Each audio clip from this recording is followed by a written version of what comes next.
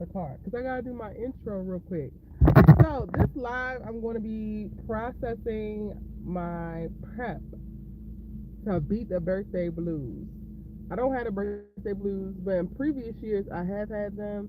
This is May 30th, and my birthday is June 21st. So I'm trying to get ahead of it, like for real, for real. And I was like, okay, this would be a really great topic to like talk out, not just journal. Um, I actually just finished up. I pick up every now and again like Amazon Flex shifts where I deliver Amazon packages and make a little cute coin. Get my steps in, so I'm at 9,600 steps for the day. I did 2 shifts this morning. It's so crazy because y'all, I did a live last night, stayed up, scrolled on TikTok for way too long. Then I worked on my breakdown video, my preview video. So I recorded those, edited those, scrolled on TikTok a little bit more, did a little bit of research, did a little bit of client work. And my first Amazon shift today was at 6 a.m.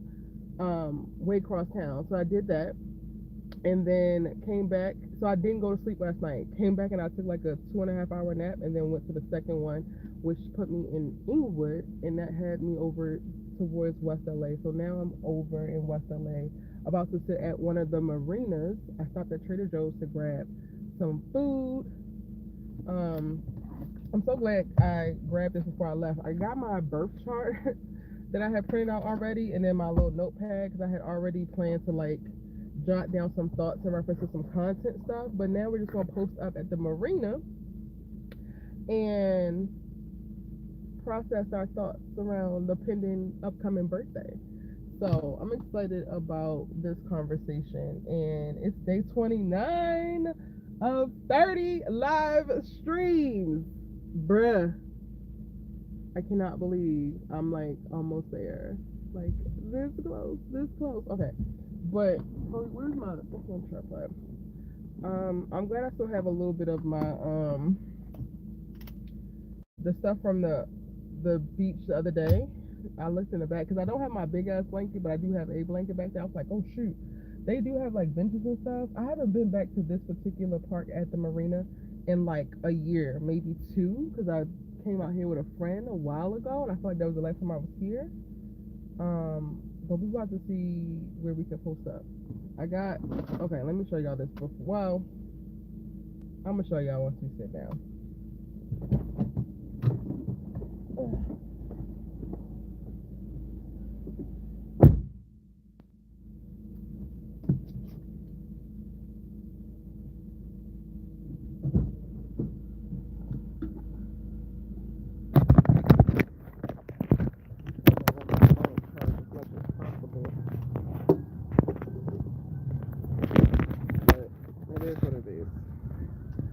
Hey, Angela.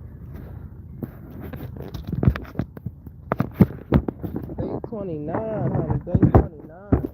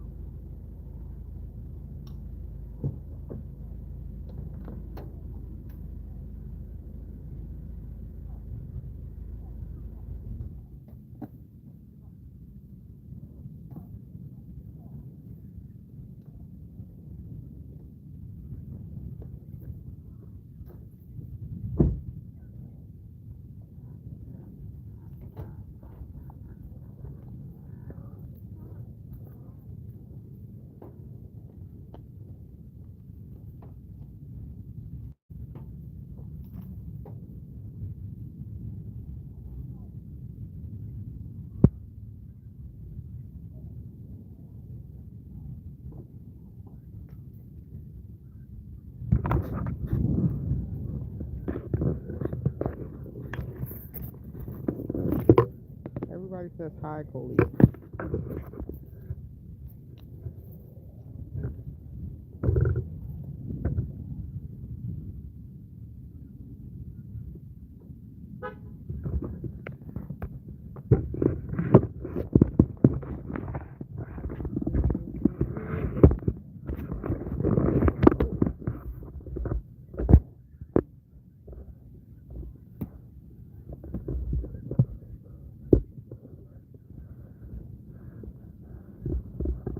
No, he's just too cute. I cannot. I just love looking at him. Coley.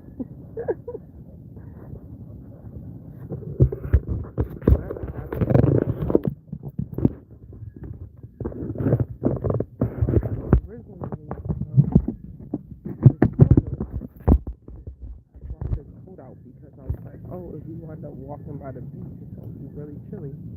Let me just grab something. But I did.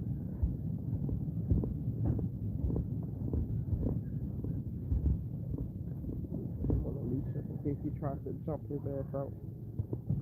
I feel like it's like maybe 67-ish. I gotta check the app. But by the water, it's always so much cooler.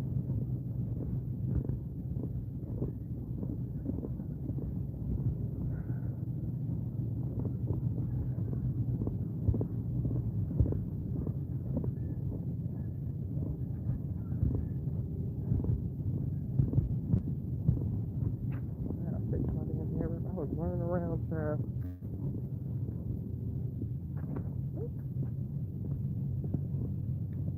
The girl is trying to not only buy my mom's house, but buy a house in LA. We all freaking set. And I can. He's picking up other little ways to stack up some money on the side. Also, just open a Roth IRA. Take those shits also to like have more to throw in there randomly. Good, how are you?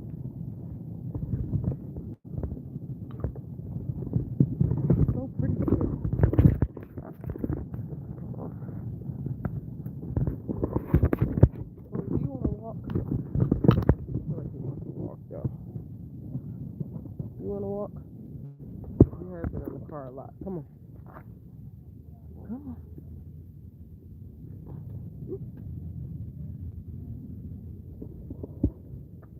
But it's so pretty. It's overcast, so it's not like super sunny, but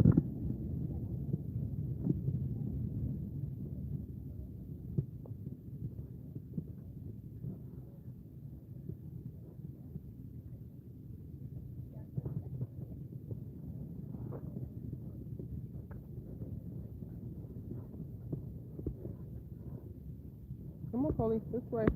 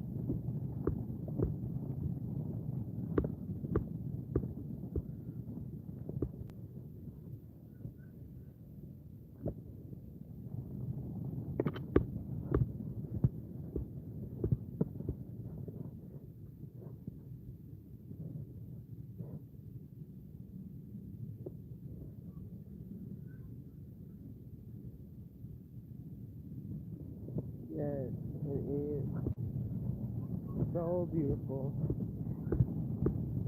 Very beautiful.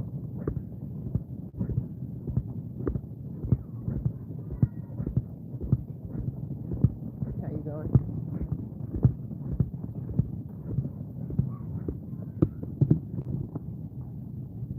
I love being by the water, so whenever I get a chance, that's what I'll try to find where to get to. Hold on, y'all. Somebody has to go to the bathroom.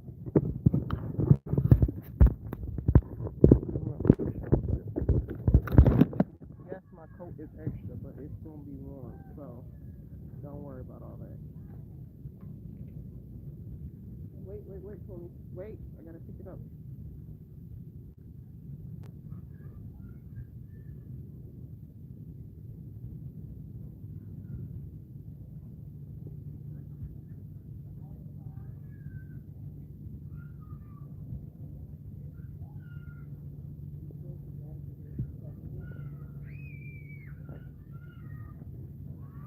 Okay, that's wrong.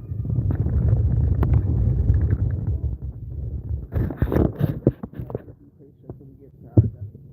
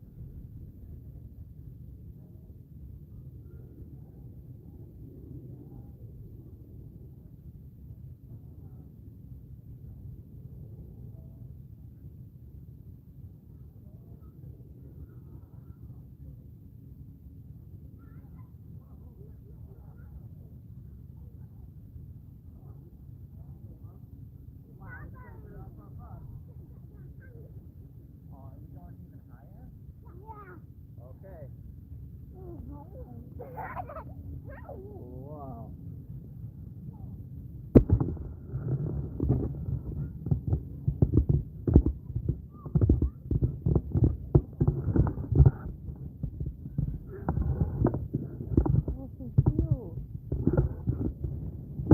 Y'all see the field? I don't know if y'all can I zoom in? Y'all see the field? Hold on, I'm trying to take my show off.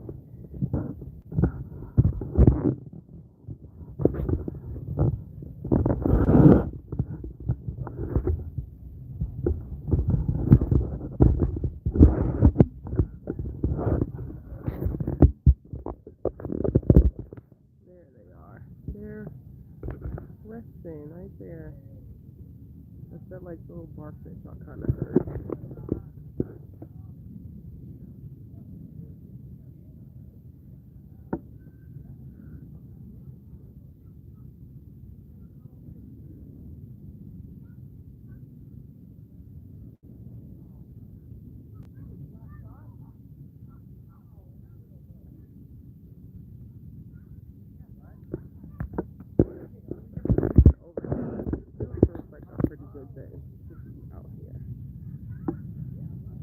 I brought this jacket because it's on double as a blanket. Here. Okay, now, oh, one is swimming. Oh. Hold on, let me see if I can show y'all the picture.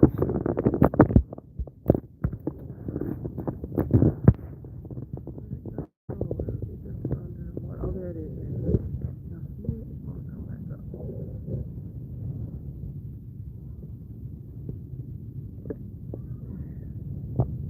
don't know if y'all can see it. It's going that way though. It keeps poking his little head up. You see the tail? Aww.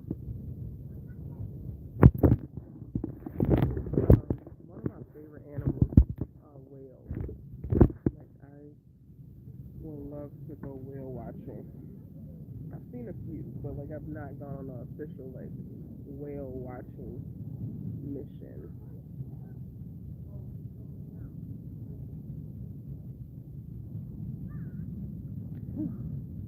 Okay, how are y'all doing? I'm doing pretty good. Y'all cousin.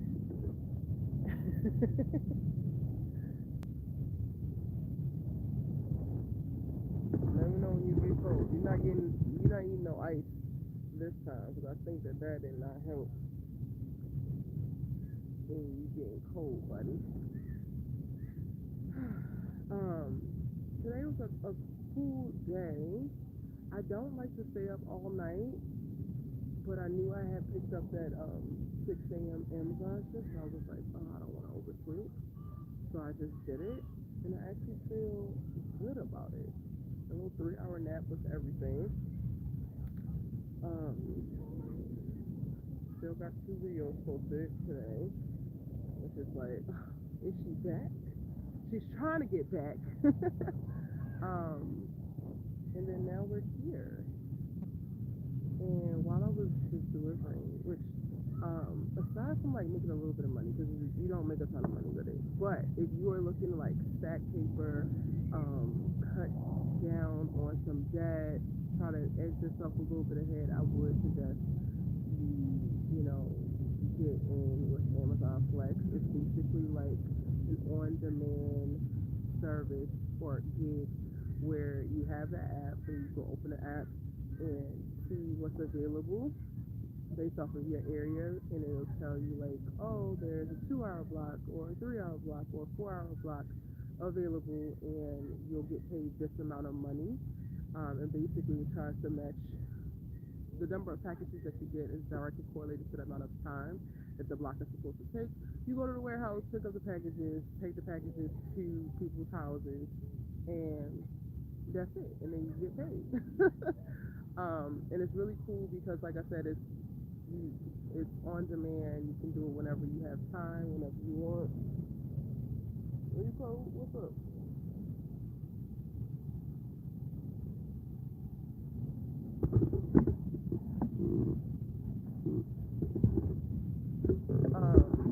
So I do it every now and again, depending on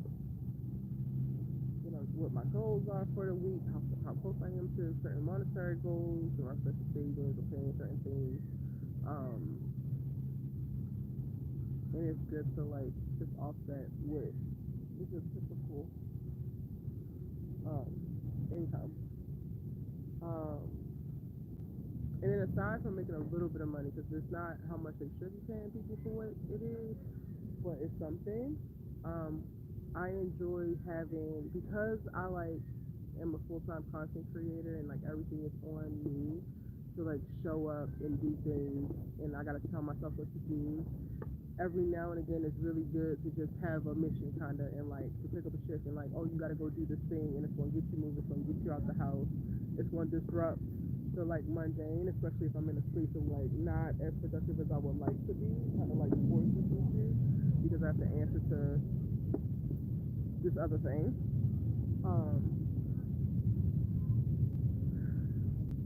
So yeah, and while I'm doing it, it's great exercise. Like I said, I'll just cross 10,000 steps getting over here.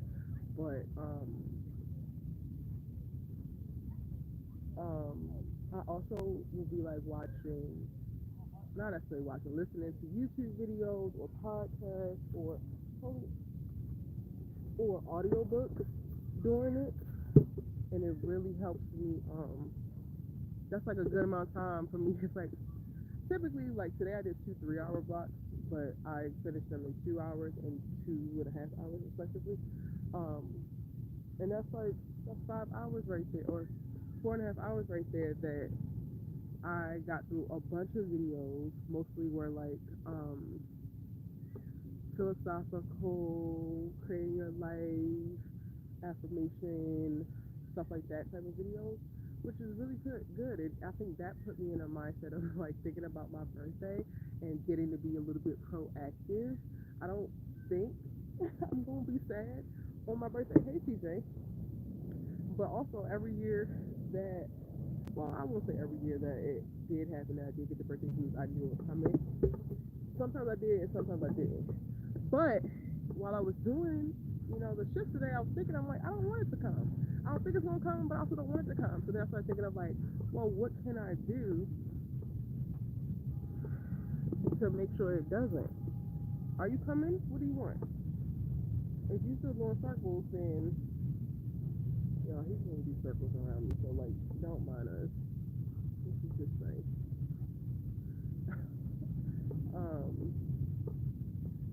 I was like, well, what can you do to prepare and to put yourself in a really great headspace? And I didn't even realize until like maybe 2 years ago that the birthday blues be real for like a lot of people.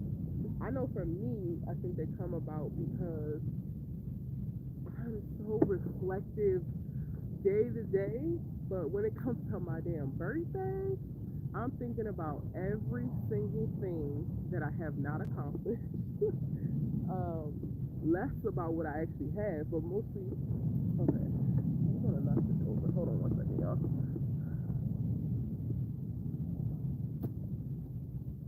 Lower this. Mostly what I have not accomplished, where I am not physically, where I am not mentally, where I am not romantically, like, I don't know why, but I think I default to like all of the things I haven't done by this birthday, whatever birthday it is, like whatever number it is. And I think that definitely greatly contributed. And I think I'm gonna make a whole YouTube video breaking this down. So this is literally just me processing with y'all. I think that definitely contributed to my birthday blues in the past, and probably is what also contributes to other people's. My birthday is on June 21st. And being in a place now where I'm being more proactive about honoring all achievements, not just the like seemingly grandiose ones or the ones that are super tied to ambition. Can y'all hear me, or is the wind too bad? I didn't even check to see if y'all could hear me.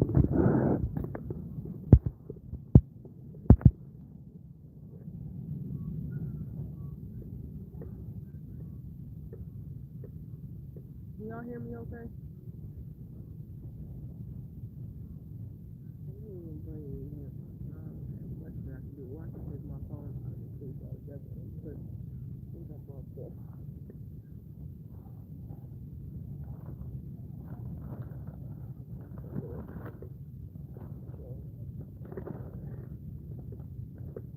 Angela, can y'all hear me? Yes, you can hear me. You seem low, but you can hear. I can try. People might. I don't have my headphones with me, unfortunately.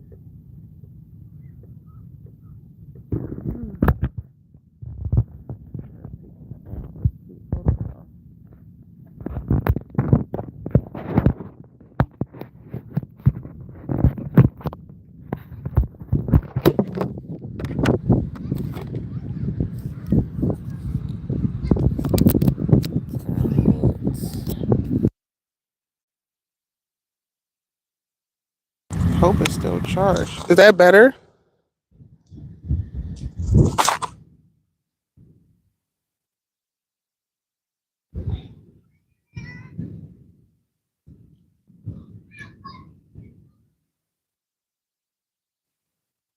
Is that better? No, it's not moving. The face is really, it's like all messed up here, which is why I looked a little bit foggy. That is better? It's much better? Is it staticky? I have my iPad here. I can try to see from my other account. Cole tickles me. I swear he just tickles me.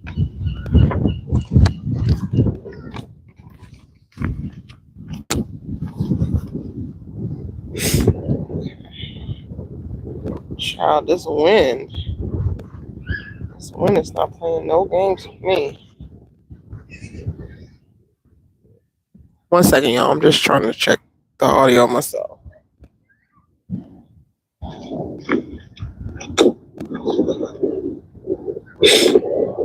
Oh, it's really clear. Much better. This wind. Okay, great. No games with me.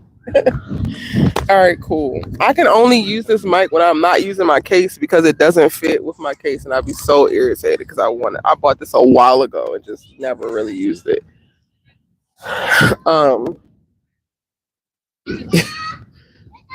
This is like one of his favorite things to do. He just wants to people watch constantly. Sit outside in the grass and people watch.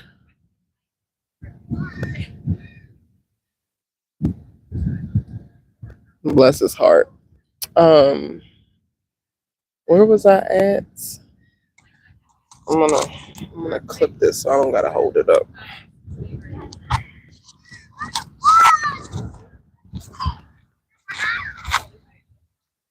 Come on, with Coley in the background. Yeah, I definitely believe the like hyperfixation on the lack thereof in the materialization of various goals, dreams, things that I might have desired at whatever point in life at that particular birthday has given me years of like birthday blues. Not consecutively, I wouldn't say. Like last year was really a good birthday. But in coming into this one, I don't feel sad right now.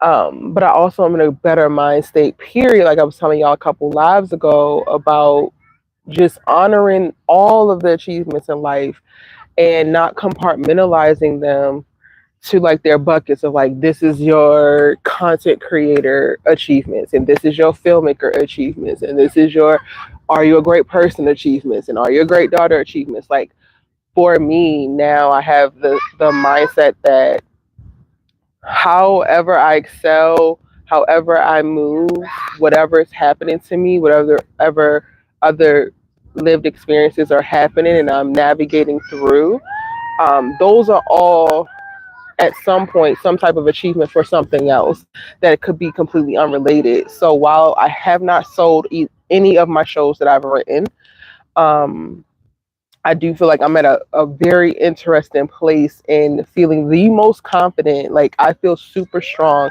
in my storytelling ability and my discernment as it pertains to like screenwriting, and in craft. And it's like, and I haven't sold a show, but I like know what I know that I know what I'm talking about. I know that I know, or I know that all I need right now is the opportunity, which is a whole industry thing. Like that's outside of myself. Like I am literally, I know I'm doing all of the things that I can possibly do as it pertains to my career in screenwriting. I will say filmmaking because I think directing wise, there are other things that I can do, which I'm going to start to do in the next few weeks, like putting myself out there certain ways. But before, I just didn't have that mentality. I just looked at very big tent pole achievements as the only things that could be a marker for growth or evolution or progress. And that's just simply not the case. So I'm excited to be going into my birthday month and this birthday with a perspective that is more grounded in gratitude, more grounded in focusing on the present than I am in living either in the past or the future. Because I think that's a very big thing And I kind of feel like in the moments where I've experienced bouts of depression, I think that that was like at the root of it. I was down or in a space, in a depressed state, because I was too busy living either in the past or living in the future and not grounding myself in the present. So I was like, as I was processing this and like, okay, well, how can you prepare and make sure that you don't have the birthday blues, and what do you want to do? I'm like, I'm going to spend all of June being present, like present. Forget, not necessarily forget, but set aside what you want to accomplish in the future. Set aside what you have done or have not done in the past. Where the hell are you at right now? Are you proud of where you're at right now? Are you happy right now? Do you feel whole right now? Do you feel loved right now? Do you like, you know, let me know if that sounds crazy. I'm literally processing with y'all because I have an idea for a YouTube video that is going to be way more concise and might include a little bit of research. I really couldn't Google much while I was driving and delivering packages earlier, but that's what has been on my brain. And like, I'm excited. I was like, okay, so then what does it look like? Because at first I was gonna go to the Caribbean for my birthday. But that's a little bit tricky because specifically when I go to St. Thomas, because that's where my dad's from and we got business there. So like I would go there and I would probably also have to do business stuff because I like can't. Whenever I go home, even with like St. Thomas not technically being my home, it's still like home. I can't really like fully detach and prioritize myself. So then I was like, okay, well I'll go and do a solo camping trip. But then there's a couple other events that are also around that same time. Um, hello. Hello. Hi. So then I'm like, okay, so then what is it? And I'm like, okay, maybe you like celebrate all month and you decide to do something. Is it okay? Are they okay? Okay. Okay, he is too. He's very shy. So he gets nervous quickly. He's 14. Yeah, 14. Yeah. Oh, a little baby. Oh, come on, single and looking. But you are in good shape, Grandpa. You are. You nervous, Coley? Oh. Sorry. She's adorable. Oh, she's nervous. You ever hold some no?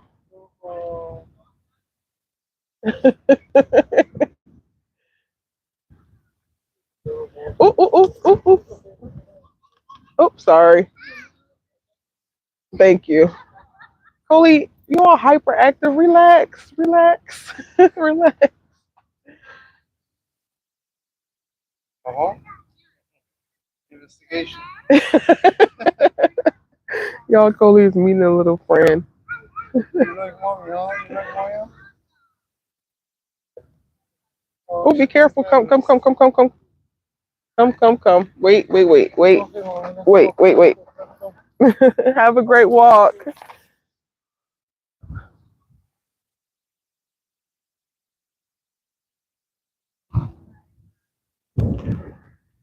He doesn't really do a lot of other dogs. He like wants to smell them and get a gist, but overall he's not gonna. So people be coming up with their dogs and then Cole run away from them. And I'm like, I'm sorry. And I learned to like not force him to interact with other dogs if he don't want to do it. Um, so yeah, child, he just doing whatever he want to do back there, running around circles. I don't know where I was at. It's not crazy. It takes much growth to realize these nuggets in life. Oh yeah, I agree. Um, I don't remember where I was at.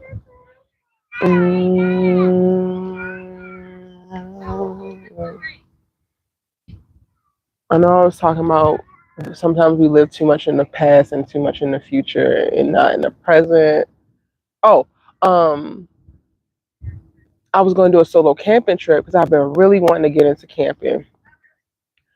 Um, but then just like logistically, that'll be a little bit more annoying than I want it to be for me. And I don't have a bunch of stuff either. So then I was like, okay, so then what else can you do? And I'm like, okay, maybe I can like explore LA more and do something every single day, maybe for the first 21 days of the month or every day of the month that I really want to do that is for me. Because typically I just focus on my birthday. Like I am a person on my actual birthday. Do not call me, ask me for no favors. Do not call me, tell me no story. Do not call me, tell me no tea. Do not call me. Do not walk up on me. Do not come to my house on anything other than me. If you ain't talking about me, if you ain't focused on me, if you ain't pouring into me on this one day out of the year, talk to me tomorrow because I really don't give a fuck. I don't care at all. And I've had instances where I had to realize this and like now I stand on business about it because I've had birthdays where people have like called me to like fix their problems or like called me and start talking about some bullshit and I'm just like irritated but listening because I try to be there for people. And now I'm just like, nope, I don't hang up on people, but on my birthday I'm gonna hang up on you. Don't do it. Don't do it. I don't care what you got going on. I don't care what anybody got going on that day. I am 100% giving to myself and focus on myself on that day specifically.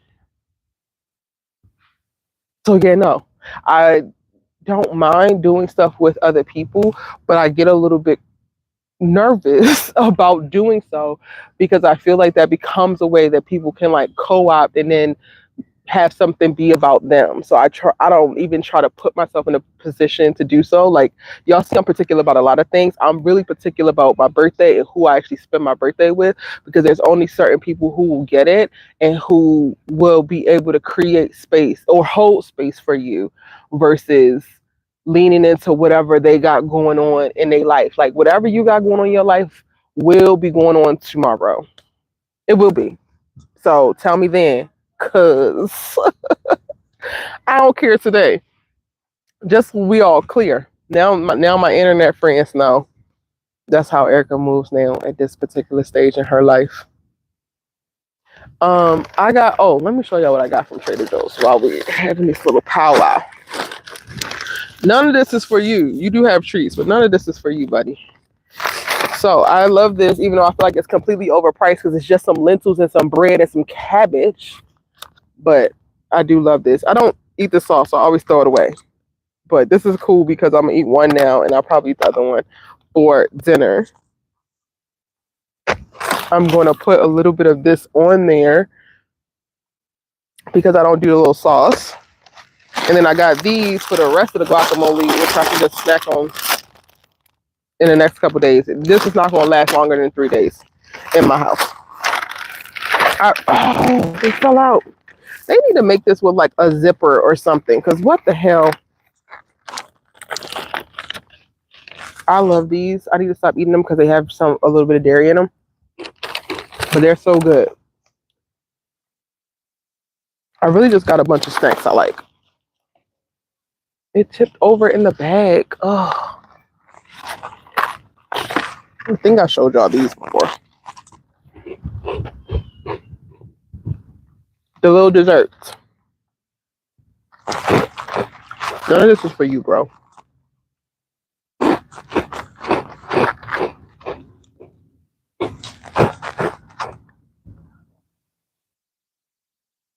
Nosy here.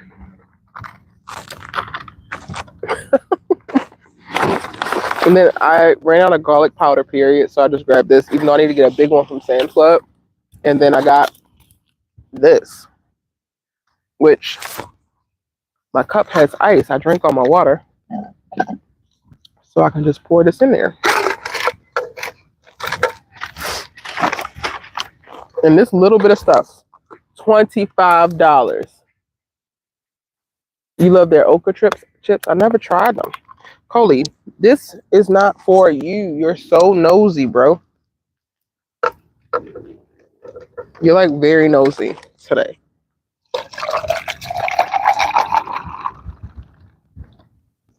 No.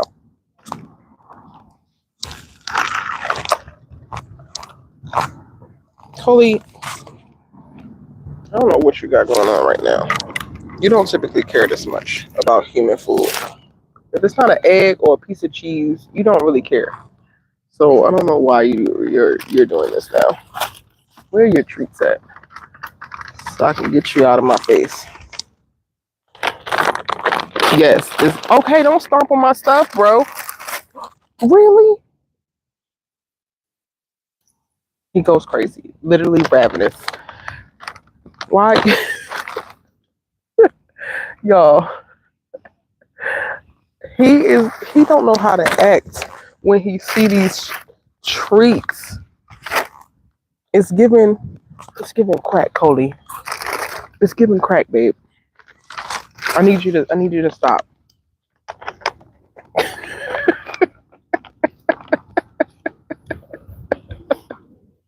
Okay, okay. Okay.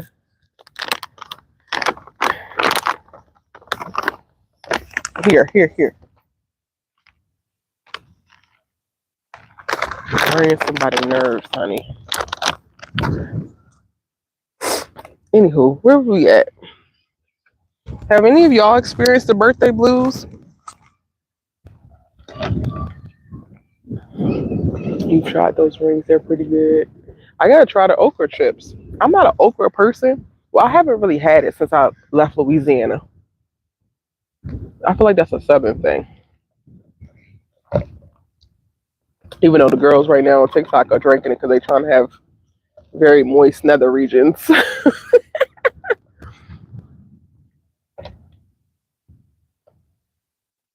You had birthday blues, Angela?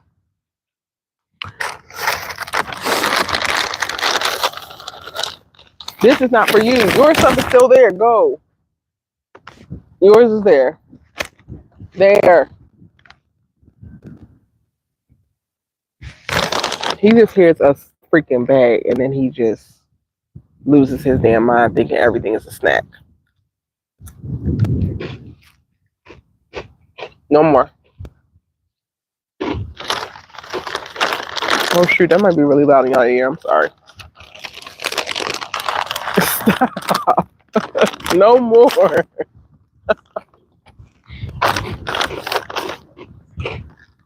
This is not for you, bro. Don't you knock my camera over again. I'm putting it away.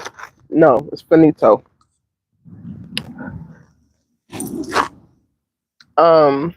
If you want to talk about it, what was the birthday blues like for you? What were the feelings that kind of came up?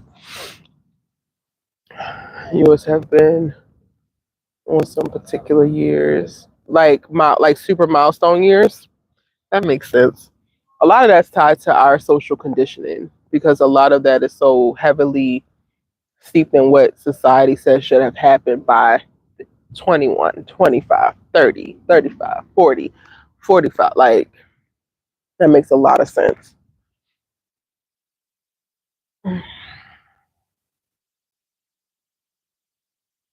Yes, the birthday blues are a thing for me as well. I think social media has a lot to do with my birthday blues, though. Ooh, that's real. That's so real. So, what are the feelings that social media pull up for you around your birthday? If you don't mind me asking, and if y'all don't mind me eating, this is not for you either. Why are you showing out?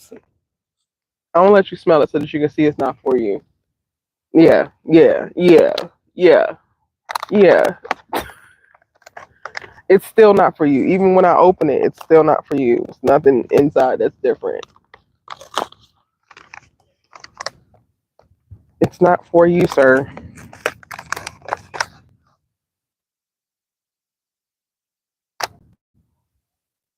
He's not putting his mouth on my actual food, y'all. He's just smelling the outside.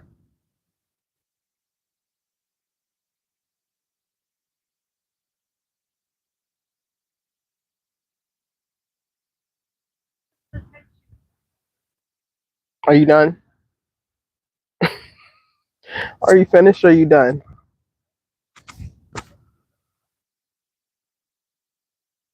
Okay, well, hopefully you're done. Oh, wait, I need to get this guacamole open.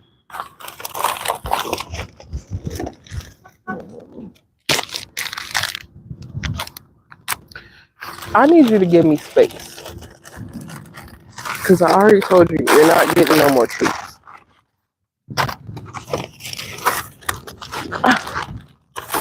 I do not like to litter, ever.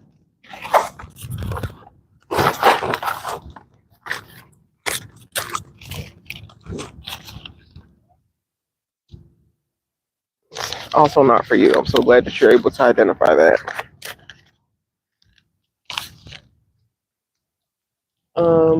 40, I cried because I was at a job I hated and with less money. Wasn't where I thought I would be. That's fair. That's fair. I mean, I think that would definitely be a feeling that I would have coming into this birthday. Um, because I am not where I think I should be or where I thought I would be, but I also thought I would have been a doctor. What? Um, and it's hard. Like, being an entrepreneur is just so hard. It's so isolating. It can be very lonely at times. No, no, go away, please. You know what? This is what I'm gonna do. Haha, I got something for your behind.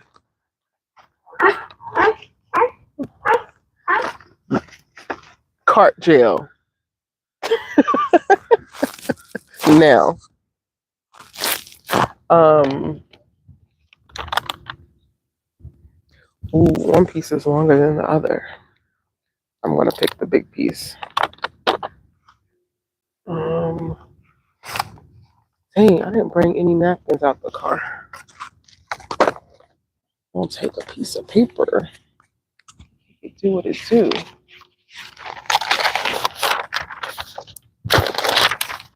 There we go. Um,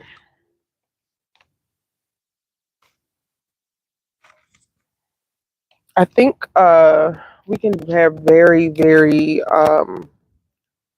conflated ideas of how much we should have accomplished by a certain period of time and not enough consideration on the amount of work it would take to actually have that. So I don't think that we naturally have a realistic grasp on all that would go into the thing.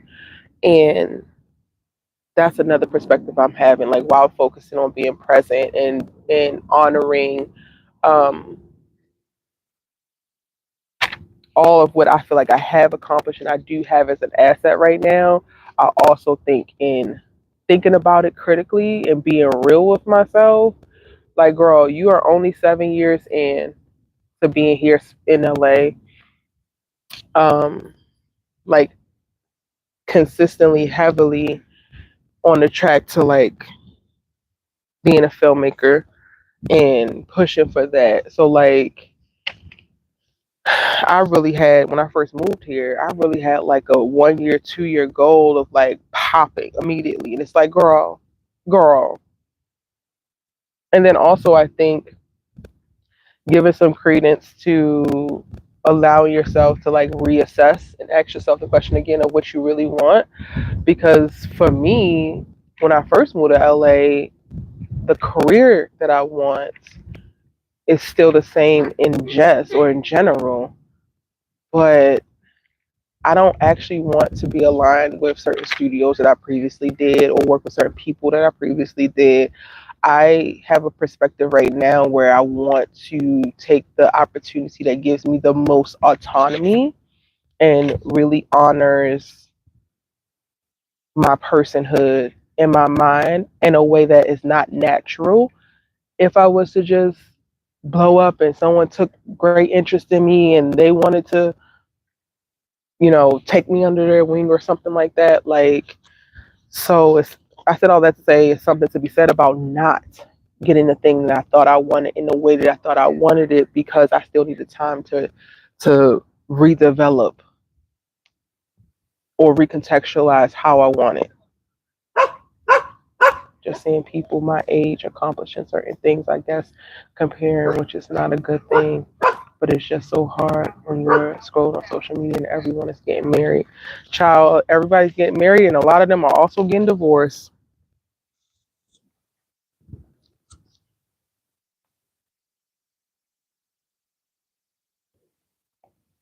So I feel that. But also, for me, like, I want to be married, but I don't want to be divorced. So when I tell you that it got to be right, because I'm only doing it once, and I promise you, I mean that. Like, mean that with my spirit, my soul. I want to have children. Hopefully, I'm still able to do so. But I also know that I do not want to be a single mom. I don't necessarily want to be a baby mother. No shade to any baby mothers, but that's not what I want for me. I want to raise children in a very specific way with a supportive and aligned partner. And that's pretty much the only way that I want to do it. So, yeah, I'm not mad that I don't have them um, right now, because if I did, I would be having them in a way that I just didn't want to do.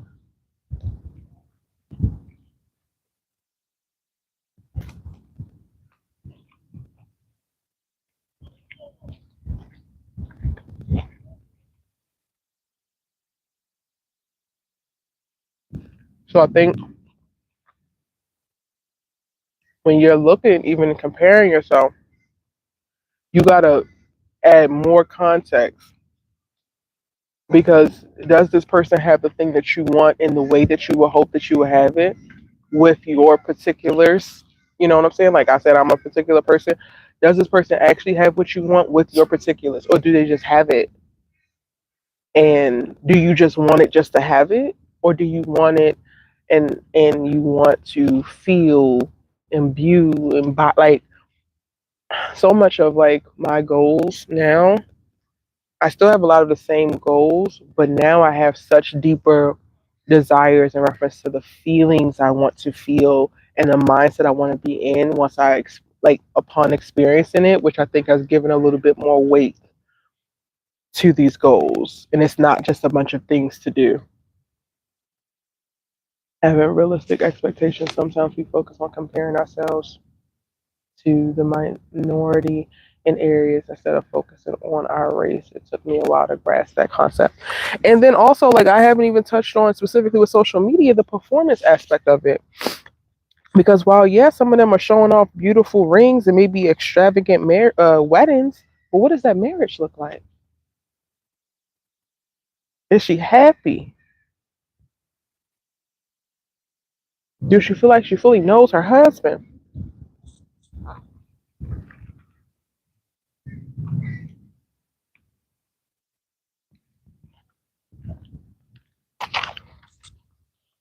And this is no shade to the people who we see and possibly compare ourselves to. It's just, oh shit.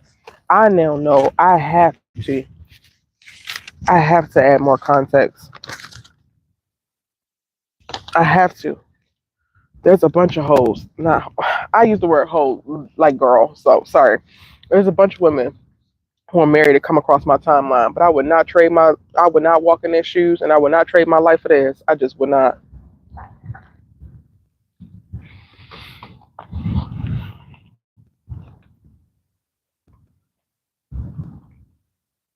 hmm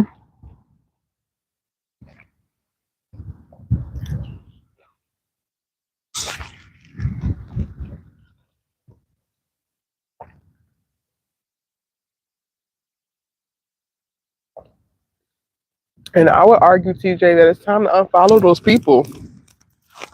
It might seem innocent when you initially follow them, and it's one thing to be in a space of like creating or curating the vibes for your digital life, and you are putting yourself in proximity to content and people who are aspirational.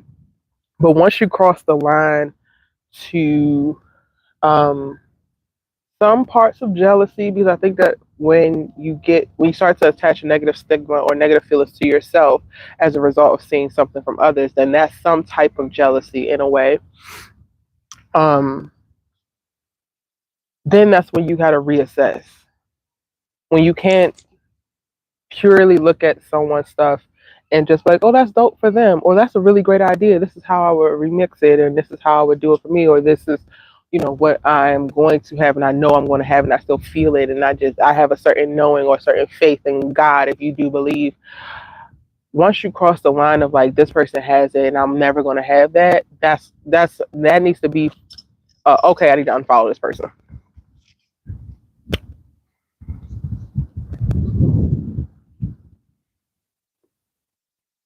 In my opinion, you ain't asked for it, but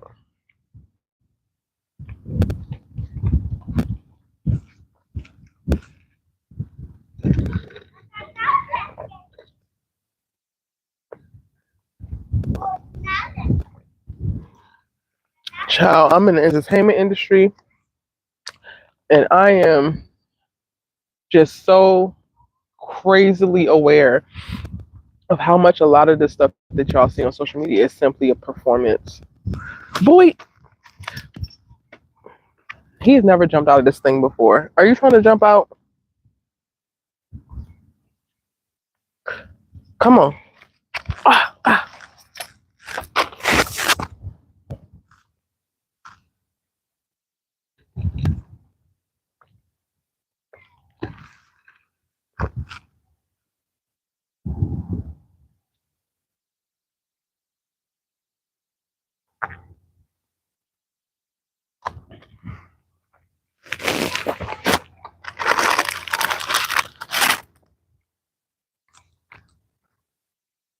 Shoot, on a very serious note, Diddy looked like he was winning for years, living a life, black excellence.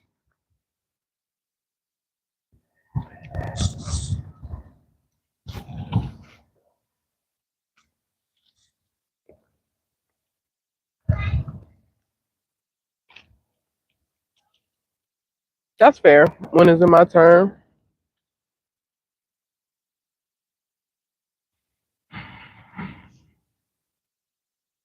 That's a natural feeling to have.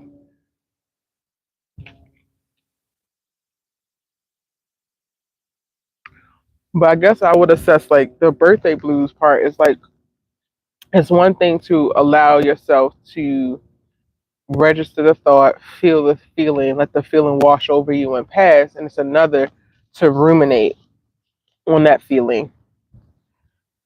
So my feedback is more so of like if you find yourself like not being able to let that specific question go or feeling go, then that's when it's time to like reassess and readjust. I love some spicy food, but my nose is running now. And the crazy thing is from Trader Joe's, which to me doesn't do a great job of like seasoning things the best. It be all right, stuff be good, but sometimes I be lacking. Holy, if you knock over my camera again, we gonna have problems. Yo, I'm trying to. Oh, here it is. Ah ah ah! Did it spill on my damn iPad? Um, I totally forgot what I was saying. I'm sorry.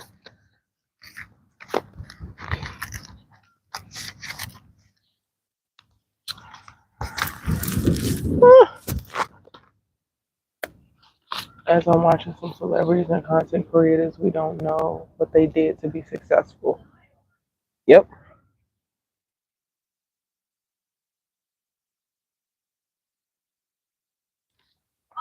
Holy, so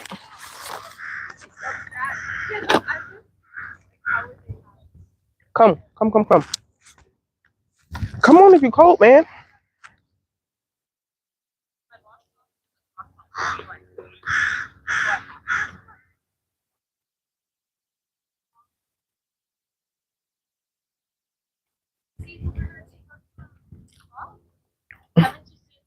Next time I come out here on an overcast day, I'm bringing hot food. I think they got ramen or pho.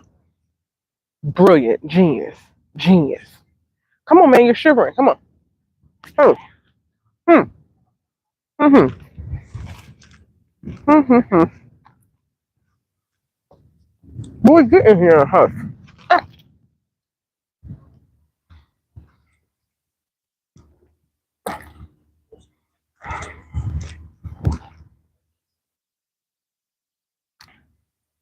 Holy, you're literally shivering.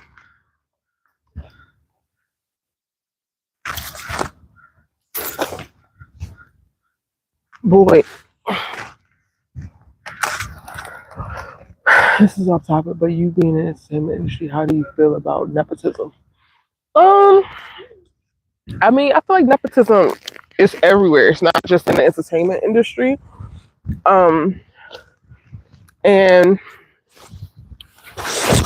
I think I might feel a little bit worse about it if I was like trained in journalism or uh broadcast or acting. Like all of my stuff is coming now. Um, so I already came into this industry with a certain chip on my shoulder of like I gotta figure it out because I haven't been given the same thing that everybody else has. So the nepotism has never even been a conversation because aside from me competing with the nepo babies, I'm also competing with the people who knew that they wanted to be an actor or they knew they wanted to be a director or they knew they wanted to be a writer since 3 years old. And I thought I was going to be a doctor up until 2013. So I don't really think about it. Only time it really comes up topically for me is when there is a nepo baby in a role and they're terrible. And then I'm just like, like Northwest most recently. Yeah, that's a mess. Mm,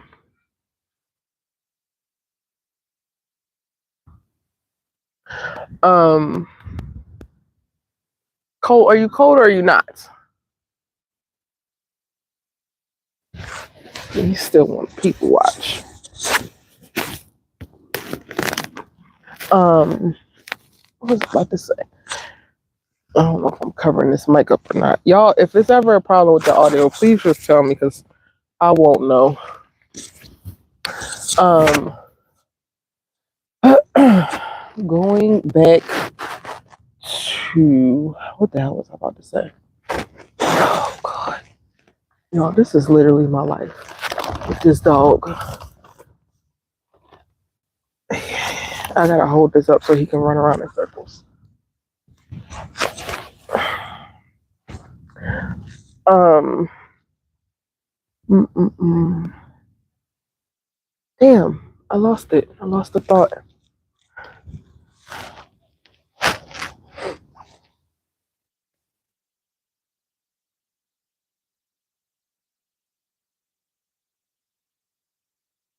It's starting to look really gloomy. Like, what is going on?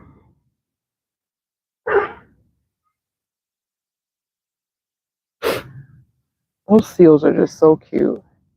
Yes, for some reason I ended up on that side of TikTok. Everyone was going off about Northwest and what a terrible job she did, child. I think that she's entitled, period, because she's Kanye's first kid. Um, I think what's the most disappointing thing about that whole thing is like kids are gonna suck at stuff. They new to this world. But for you to be this person with these parents, you have no excuse.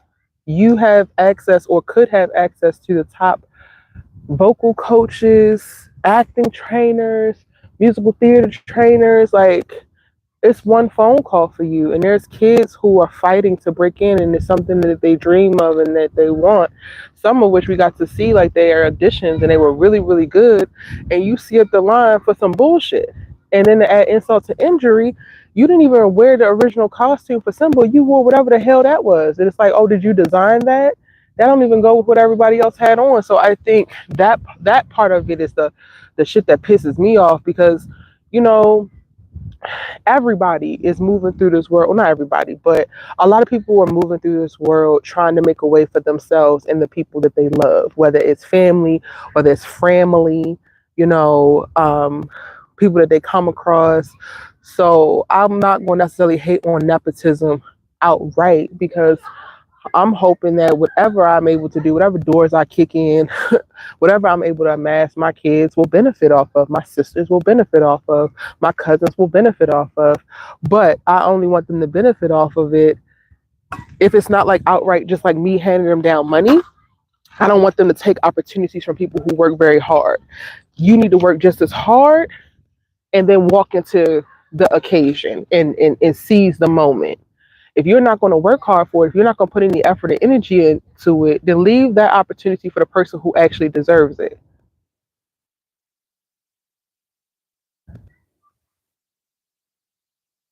Erica, I think you were preparing as a doctor to be a writer and content creator. Sometimes we forget about our transferable skills. That's true. That's very, very true. I agree with that. I never articulated it in that way. Like, I think you articulated it so succinct and spot on. But you're right. Singing is just not for her. And people paid 3,000, 4,000 tickets just to see her perform the way she did. She could have did that shit on TikTok. If anything, Kim could have commissioned the cast to do a special Northwest show that was not that. And then they could have given out tickets and did like a benefit or something.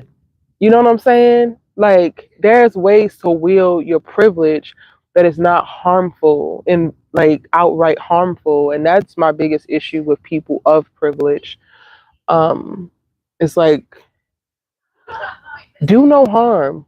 At least, if you're not going to do good, then at least do no harm. I think they thought North was Blue Ivy. Blue Ivy seemed to practice more when she was booed on stage. Then came out the gate swinging. Yeah, but also look at her mama. I'm not a part of the Beehive. I respect Beyonce for who she is and what she has done in the career that she has crafted. I listened to a few songs. My most recent favorite of Beyonce is actually the Black is King album. Like that, I listened to more than pretty much everything. Before that, I think I listened to the B Day album the most. I was a Destiny's Child fan, but even with that, I was there for Kelly.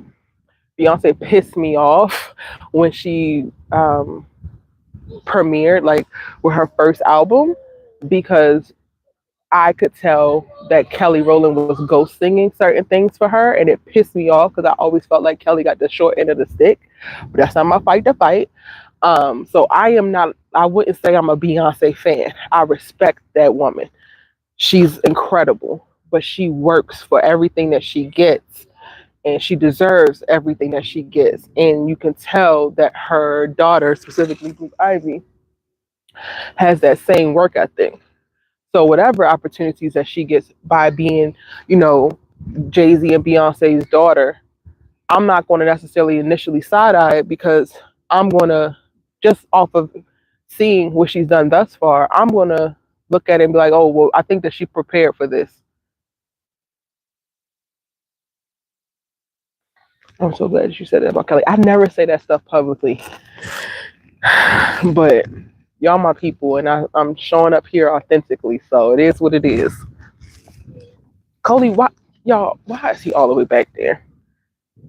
This is what he did. He go as far as the leash will allow him to go, and then prop up and just sit and watch everybody.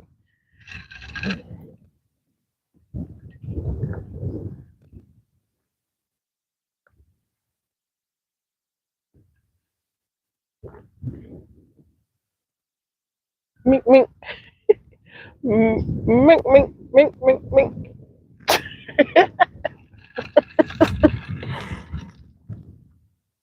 It's chilly out here, y'all.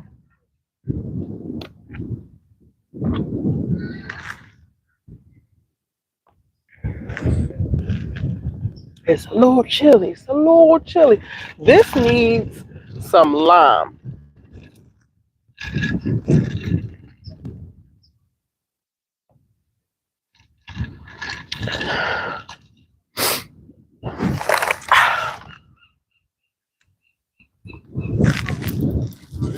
I think Beyonce will make Ivy work for everything she wants. I don't believe Beyonce just can't share anything. I could see that. You over there shivering. Come on. Come. Over there shaking. Shaking like a stripper. Tighten up. Come. Come here, Coley. Where are you going? To do a lap? Bless my heart. Can you come, please? Yes, it's getting colder, but we're also by the water. So just imagine like the wind is basically blowing the cold air that's like hovering above the water up. So it's a little brisk. It's a little brisk. Come on, man. Come. And stop playing. You're freezing. You're literally freezing. Relax. Relax.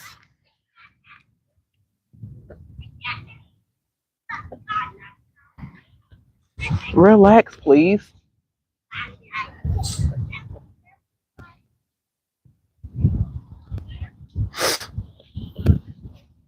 You see all these people running around. You trying to be so nosy, but you're cold. Okay. You know what? Autonomy.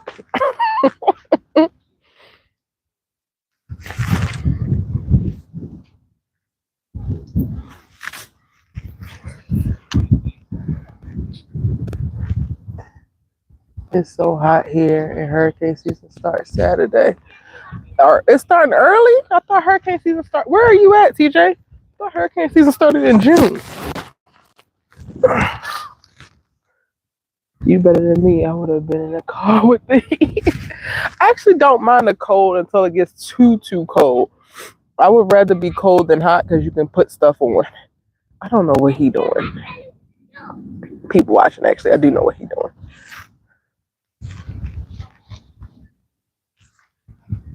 They got a little table and everything. I gotta get me that. Yo, we got another thing we gotta find on Amazon. That little table that they got. I gotta get one. That's very cool. I actually want to host some picnics in the park. I'm probably going to do one in June. Like, I'm thinking about all the things that I just want to do, and I'm going to make it happen. June is going to be make it happen month, whatever you want because you want it. That's it. We living in the present. We ain't focusing on the past. We ain't focusing on the future. We just here right now. What you want to do, Erica? I can't wait. Florida, it starts June. Oh, yeah. Okay. That's a little bit early because I feel like, well, maybe I'm thinking about the Caribbean. I feel like it starts either mid, like around my birthday is typically when hurricane season will start. And then I went to school in New Orleans, so I was always used to like right around my birthday, hurricane season will start.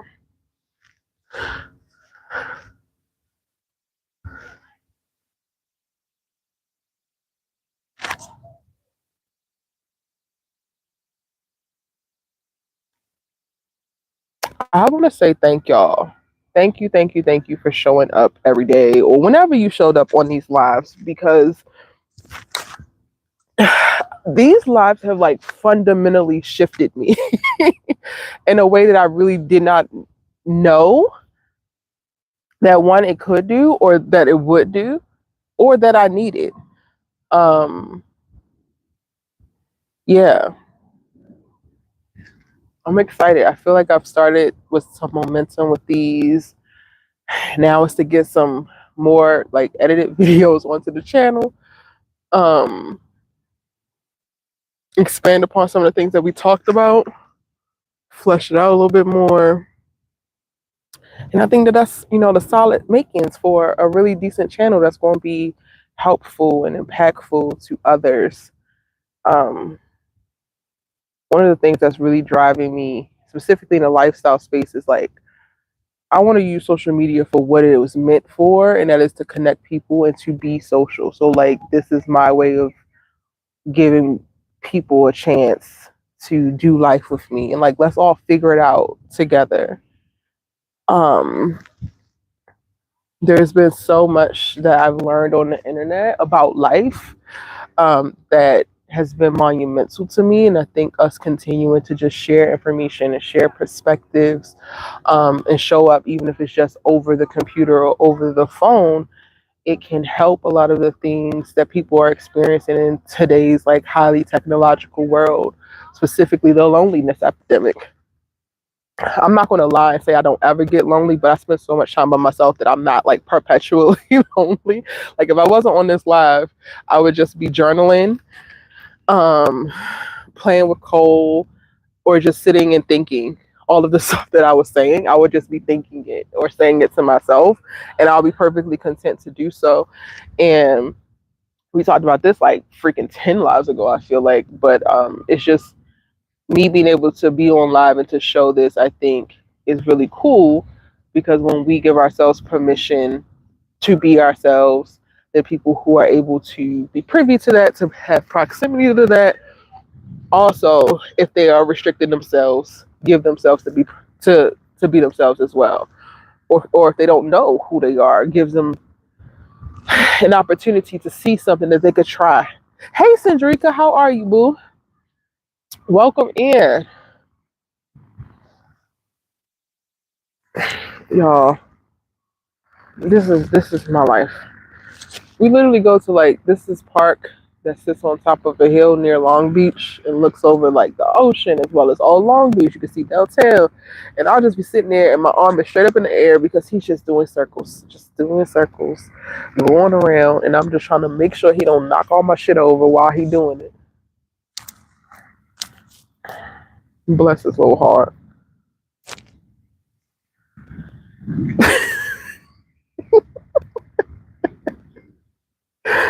I think it's so interesting how our pets like wound up being like so perfect for us, because I got him and I got my mom a Yorkie poo, and my mom's dog was just so like Cole. I think is pretty mellow, but he can be very active. Like as y'all can see when we out and about.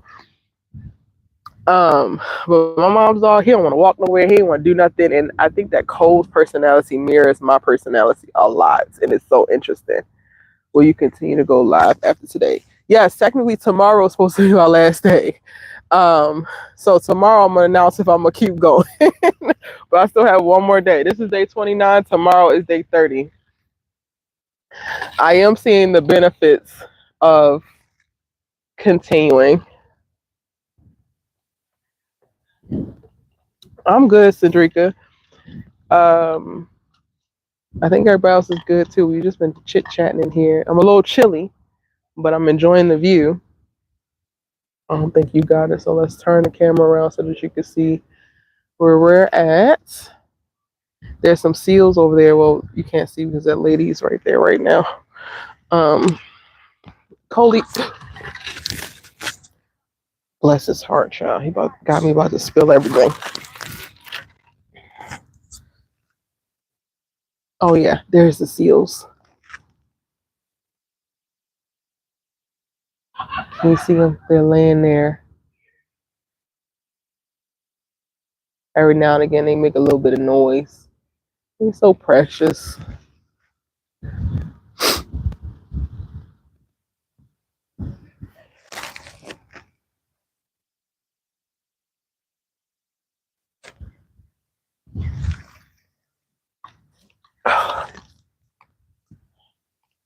And Cole is sitting here just being himself, child.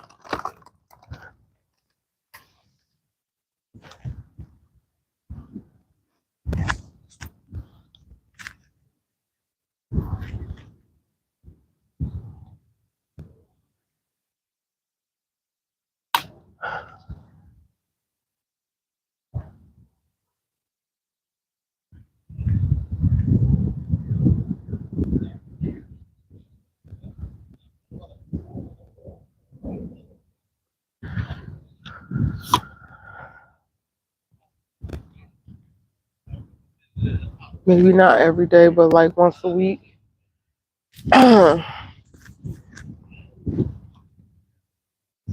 We'll see. Y'all, if y'all not in the Discord, y'all should get in the Discord, because I feel like, oh, I thought about this actually. If I am still going to keep going live, that's where I'm going to post the schedule so that you'll know when I'll be live. That's a nice video. I should be by somebody's water. Go get by somebody's water, honey. Even if it's a little lake, a little river, a little stream. I am famous for wherever I'm at. I'm gonna find where the water at, and I'm gonna go sit by it.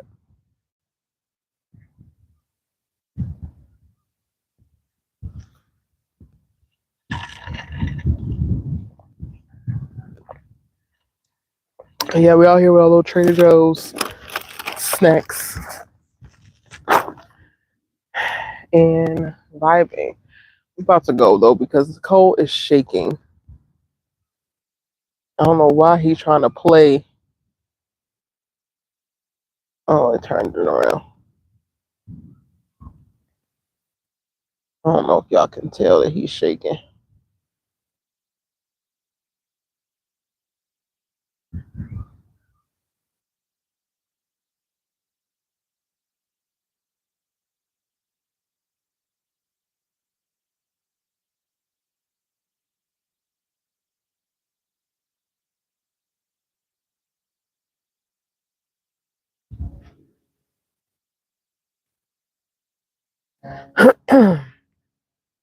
Oh, child, this is way zoomed in.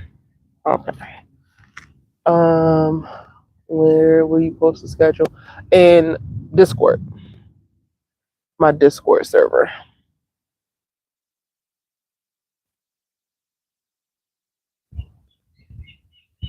You are cold now. You don't want to miss nothing. You can still see right here. You need to put some cover on.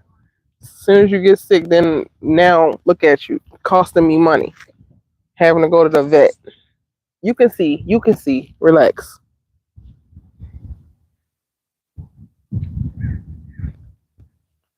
Thank you. The Discord. Oh, it might not be a link in the description box. I'm gonna put a link in the description box.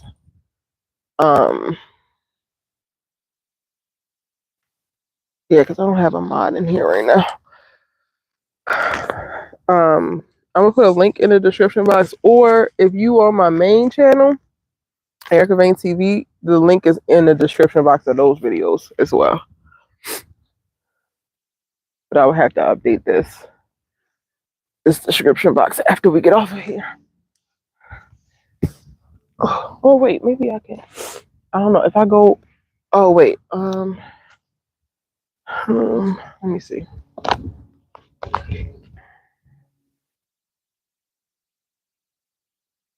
Maybe I can do it from my iPad if I do it. Cause okay, hold on, let me see. My nose running, y'all. It's time to go. The same thing he was doing at the tennis court, he do here. He's walking himself, which I love this for me. But I do still need my other hand so I can get the over.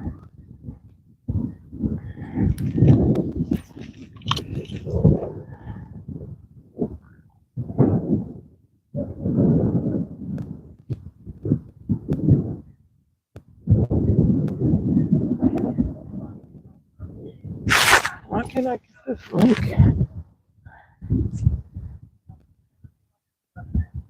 Oh, because this is from my burner. Okay, hold on.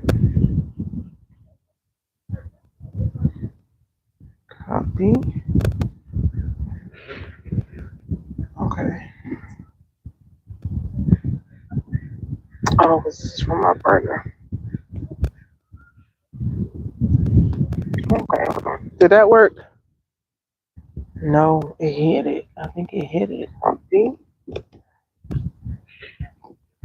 I think I have links deselected. Switch. All right. View channel. Switch. Try that again. All right. Okay, there's the link. There's the Discord link. Oof. Y'all, I didn't even journal or reflect on my little birth chart because Jupiter is in Gemini and apparently that's a big damn deal. I'll do it once I get to the warmth. You ready? You ready? Cause look at you, freezing, shivering, if you will. You're so cold, Coley. You're so cold. Okay. Come on. Come. In the cart we go. All right, y'all. Let me pack up and get in the car.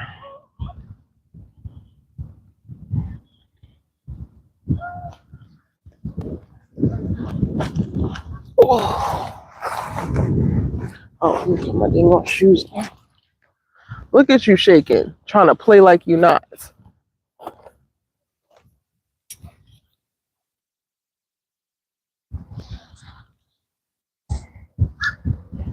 Just because you like to be outside.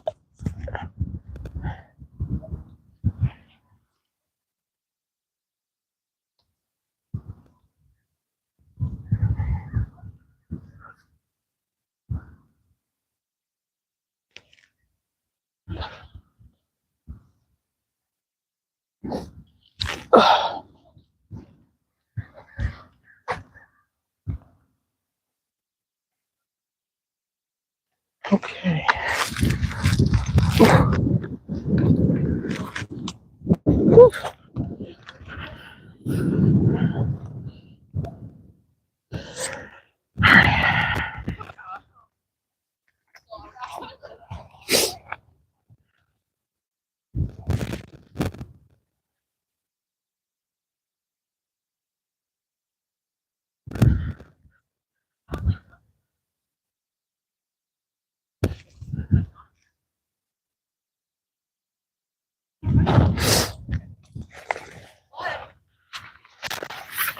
I don't know how this thing is supposed to fold.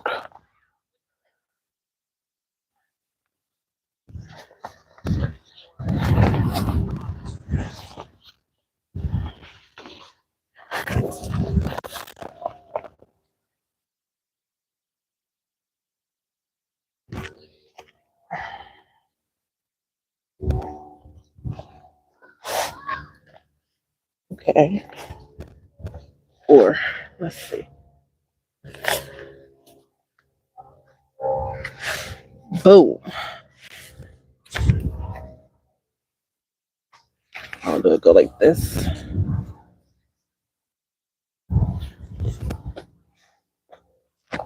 Boom. Haha. I told y'all I liked the Despicable Me movie. Okay.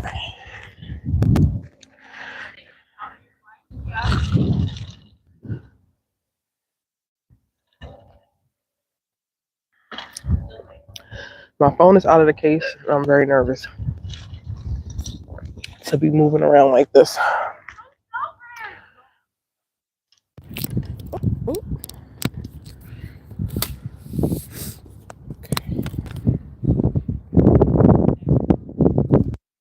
Now you want to be all peaceful and restful.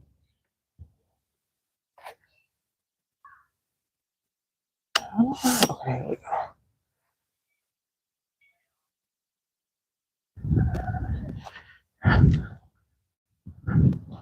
I kind of want to get closer to the seals before we leave, y'all. So we're going to do that.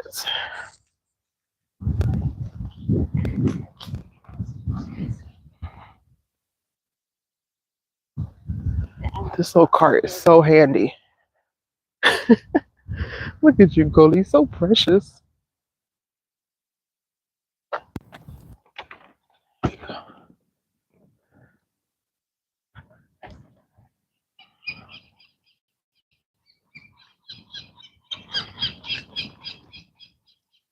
They're so cool.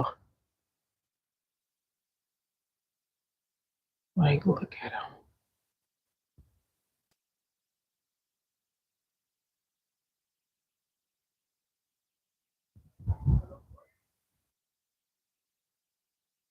Hmm.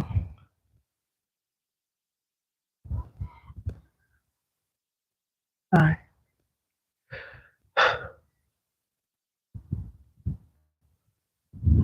Okay.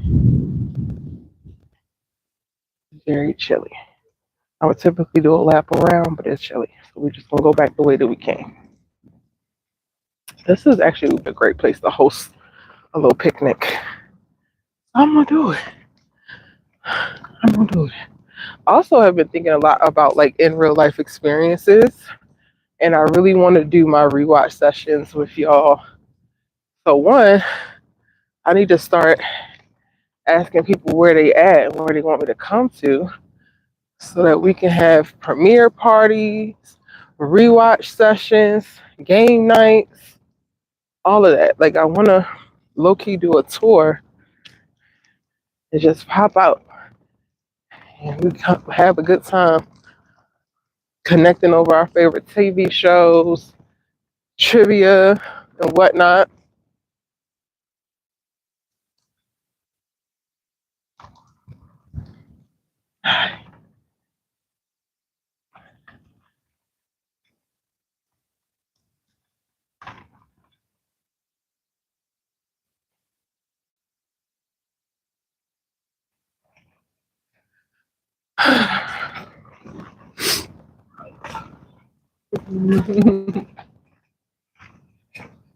So let me know if y'all will want that for your good sister pop up in your city. Oh, I can toss that poop in the trash.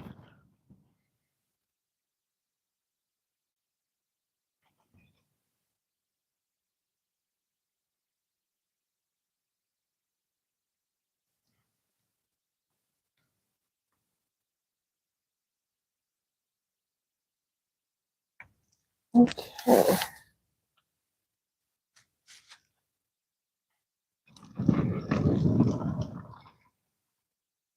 Yeah, that would be fun. That'd be cool. Yes. I already had some ideas in mind. I gotta make it happen. What cities are y'all close to?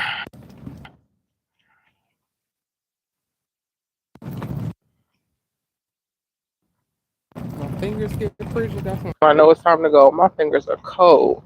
These catamarans are just so stunning.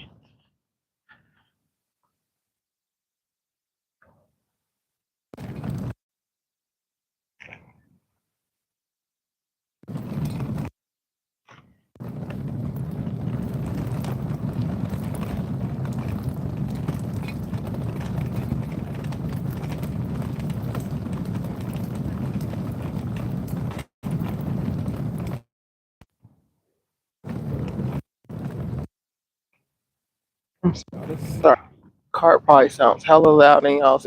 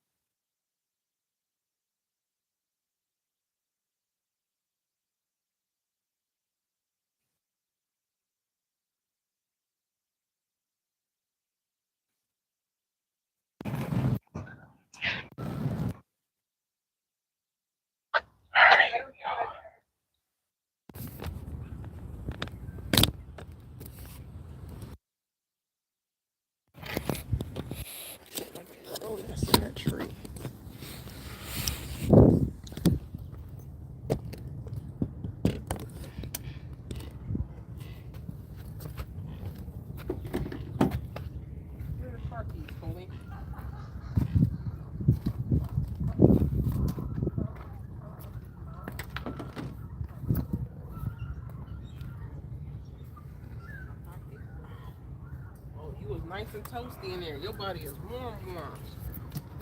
Play games like I didn't know what I was talking about.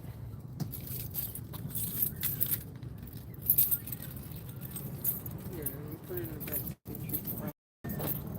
If you would like, sir.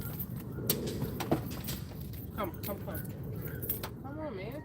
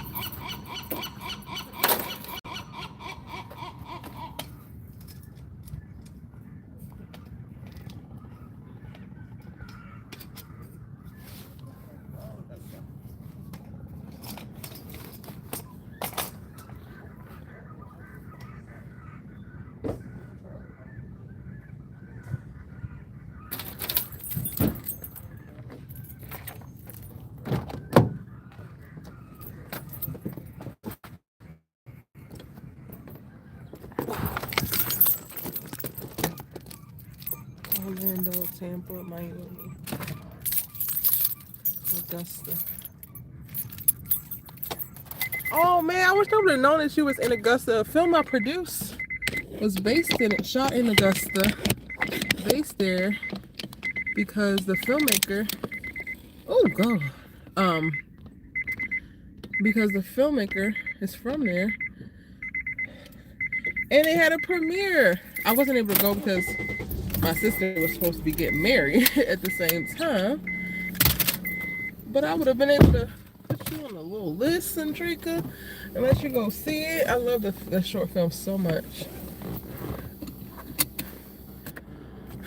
Augusta is such a pretty place. All right, y'all, I gotta switch from this because I gotta put my phone on a charger to keep going live. So I'm sorry, the audio is about to go back to being a little bit crap.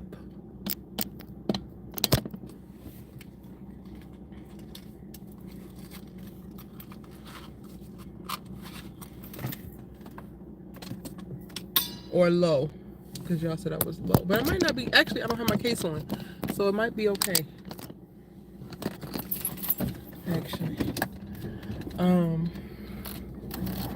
on, heat. Ooh, not that much, child. Went up a little bit, not that much. Child, it's still gonna be so much traffic. Oh no, it's 7:23. It have started to die down now, I guess.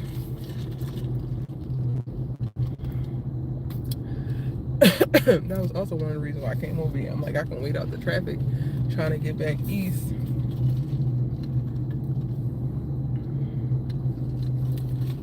But let me screenshot that actually so I can make sure I know the places.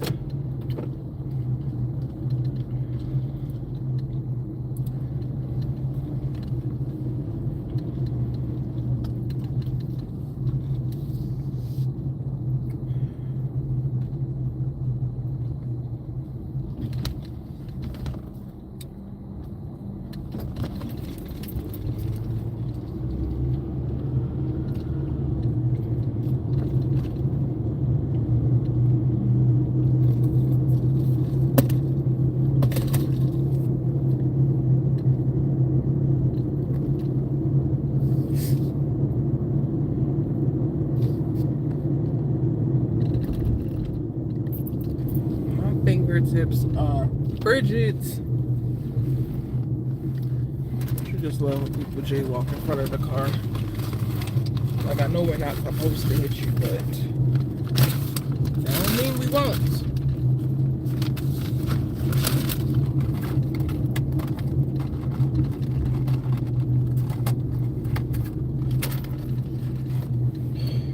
Girl, let's put that on the ground because this heat is a little hot.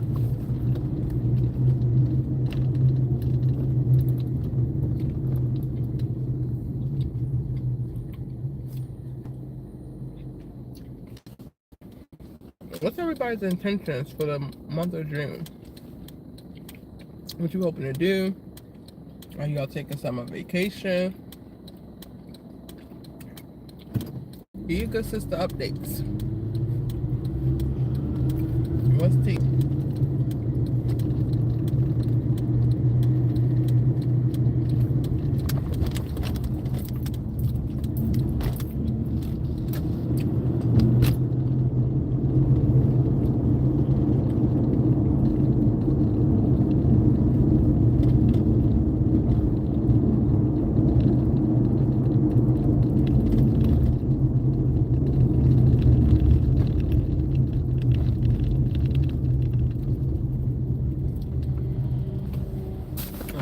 Sit in traffic a little bit, child. I always am.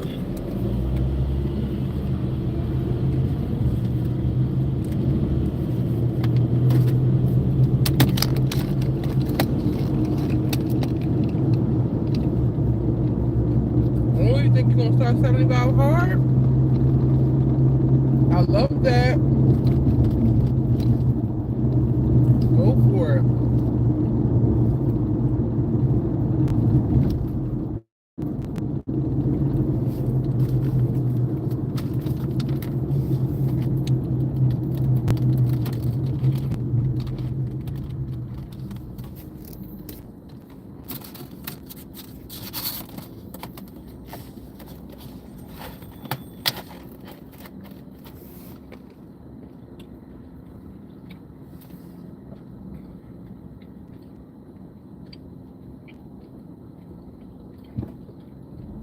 I want to do it at some point.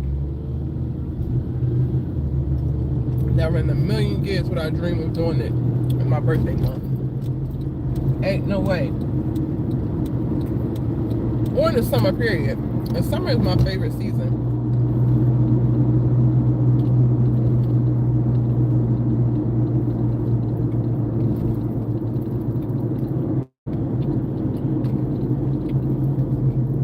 But I love that for you. You in Florida, so oh no. Yeah, you're in Florida. So it's sunny all the time. But I would imagine that people who get all seasons would like to do it around spring, summer, because then you can be outside doing a second workout or maybe both workouts. My birthday, my parents' 50th wedding anniversary. Yeah. Yeah, when is your birthday, Angela?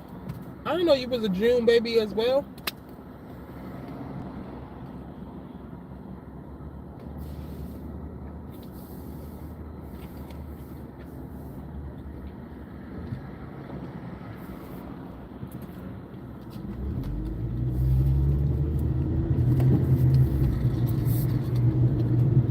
Hey, Nzinga.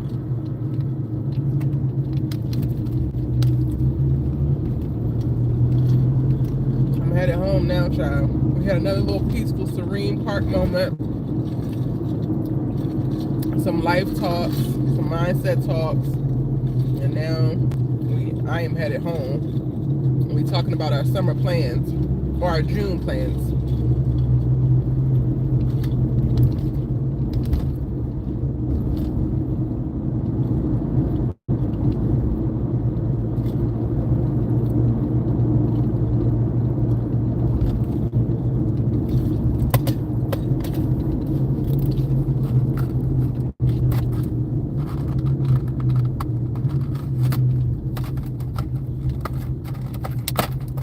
I'm not going to eat all of these up. June 8th. Come on, you're a Gemini too? I feel like maybe you told me this.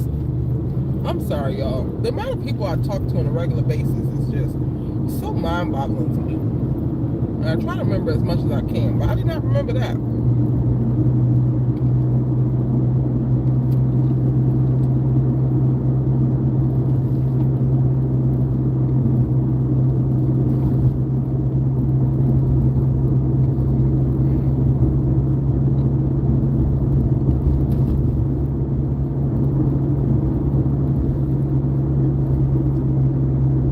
Cedrica, your birthday's tomorrow?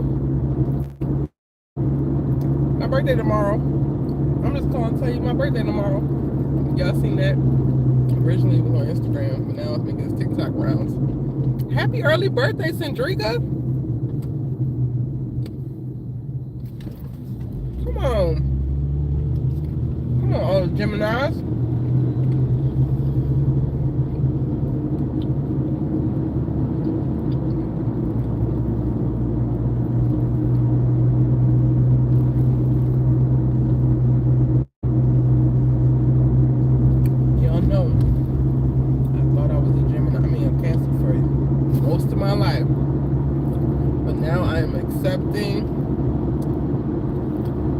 The birth chart, and that I am actually, in fact, the Gemini sun. Are you a Libra or a Scorpio, Nzinga?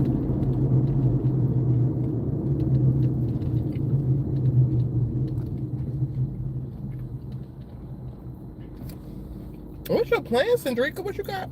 What you got planned? We were talking about the birthday blues. I hope that's not what you're experiencing at all. I was just sharing what I was processing going into my birthday month. I don't have the blues, but I want to make sure I don't get them hoes. So we were talking about that early on in the live. But how are you feeling going into your birthday? Oh, you a Scorpio.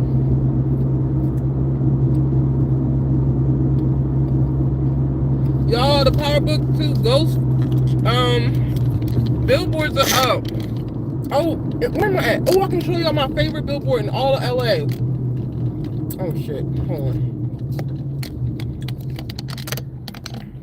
This is not it, but yes!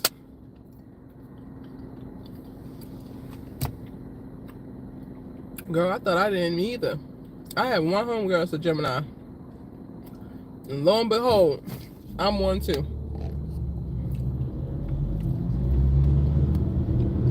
Yes, Tariq. But I'm going to be driving on the 405, so I get to show y'all my favorite billboard in all of LA. And I just imagine I want to manifest whatever project, whether I'm in it or I create it and directing it. I am going to have something on this big ass billboard. It is on my list of things that I have to accomplish. I love this billboard so much, like so much.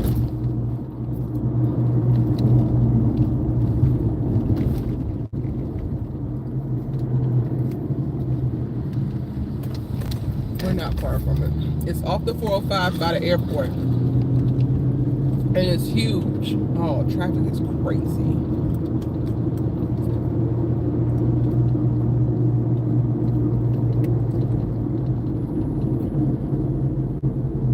What you mean nothing? What do you want to do? How you feeling?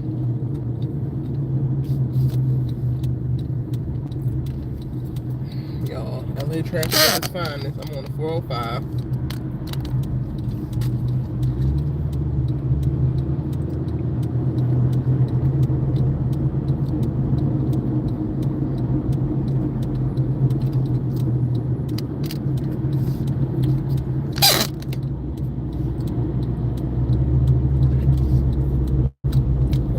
Right down the street.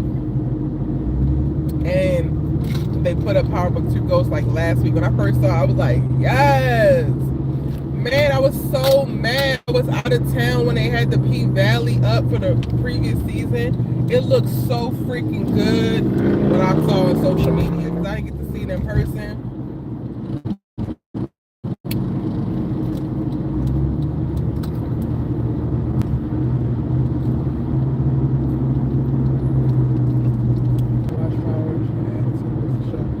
baby, you should, but it's a lot to get into if you've never ever seen it. Because I would tell you to start the original. That's the spinoff. One of a few spinoffs.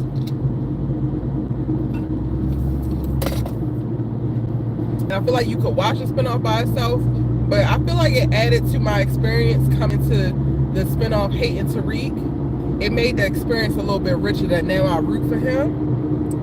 So I would tell you to watch the original Power and then go into Power Book 2.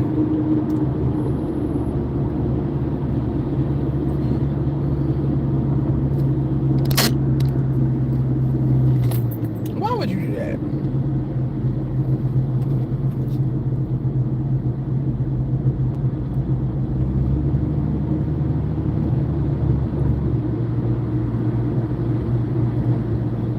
Cedrica, you don't want to do anything for your birthday? Do you like birthdays?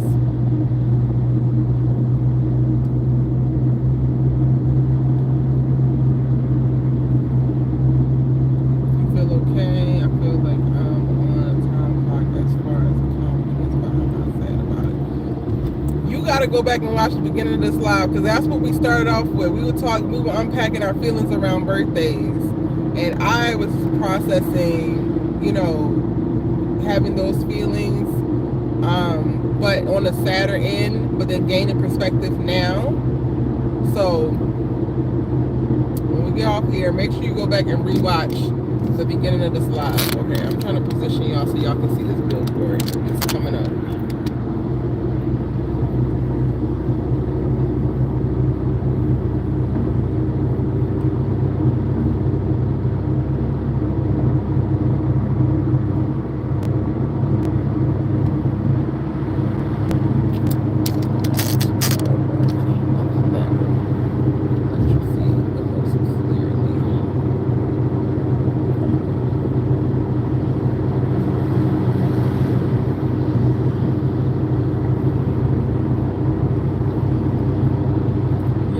It's big as hell. I just love it so much. I don't know if y'all can see it in the distance. It's coming up. There it is. It's a whole side of a building. It's freaking beautiful. Like, look at that thing. Literally my favorite billboard. Okay. That was me zooming in on it.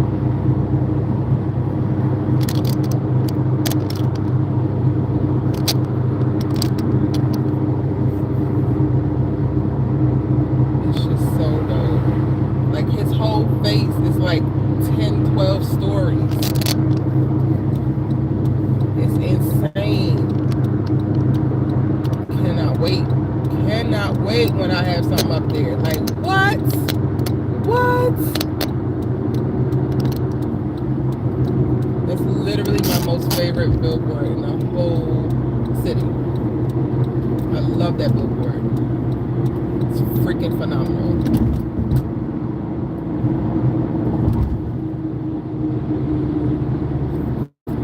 Same. I love P-Valley too.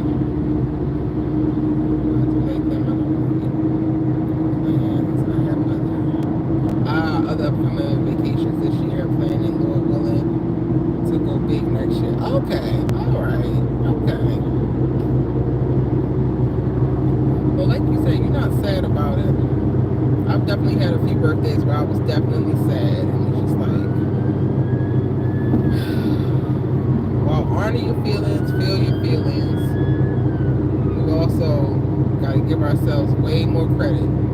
So it sounds like you're in a really healthy place, and you already like, no, you're going to have the birthday turned up on vacations. I love it. What is up with these clouds? Like, is it about to rain or something? Y'all can't really see.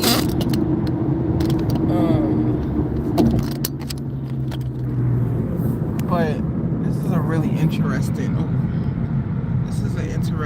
part of like the 405, exiting the 405 to get on the 105. And then when you look over, it's so gray, so you can't really see. But the big ass SoFi Stadium just sticks out like a sore damn thumb over there in Inglewood. The shit is huge, y'all. Like, huge. On a clear day, it's like the biggest thing over there. It's towering over everything. I don't know what the hell that is. They must be building something else. But they are gentrifying the hell out of Inglewood. That's the SoFi Stadium. Child, and I'm about to be in this damn traffic, honey.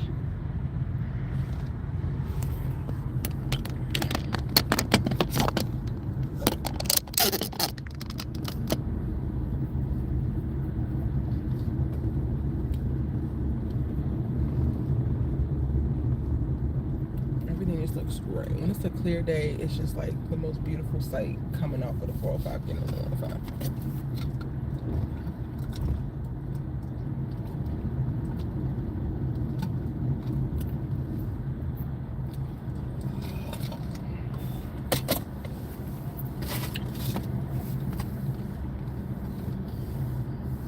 I couldn't even post up and do like a sunset because it's like the clouds are so low and dense.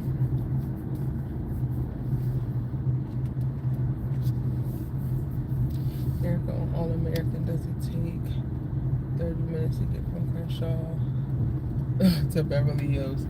No. Not on a regular day.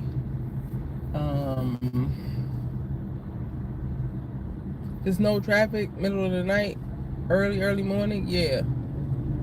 But no.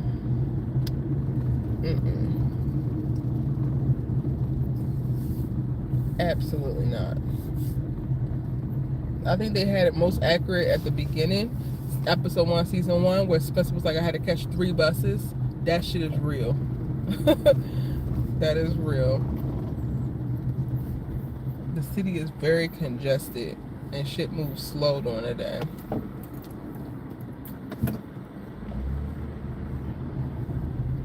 Like if there was no traffic right now, and I'm on the freeway, if there's no freeway, well, you would have to leave. You have to go out your way to get on the freeway to then get off and then come back. So like leave Crenshaw, go to the freeway, get on the freeway, get off the freeway, and then get to Beverly Hills. That would be going out your way. So that, like I said, there's no freeway to get you from Beverly Hills to Crenshaw or vice versa. You got to go through the city. I'm on the freeway right now, and if there was no traffic on this freeway, it would take me 15 minutes to get home from where I'm at. It is probably going to take me 50 minutes to an hour and 10 minutes from where I'm at because of the traffic. On a freeway. There's no lights. That's on a freeway. No. The way they zip around LA and All American is completely unrealistic. It's no way. There's no way that Layla could get her ass from Beverly Hills to Malibu at the beach house, back to Beverly Hills, back to Malibu at the beach house on the PCH in the middle of the goddamn day. That would take her an hour and a half easy. Each time. Each way. Girl. So you mean to tell me you just spent 6 hours going back and forth to the beach house? Child.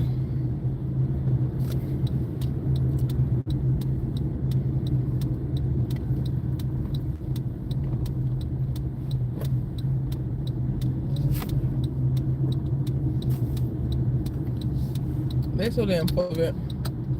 But since you brought up All American, that also has come up. So in thinking about Layla, right?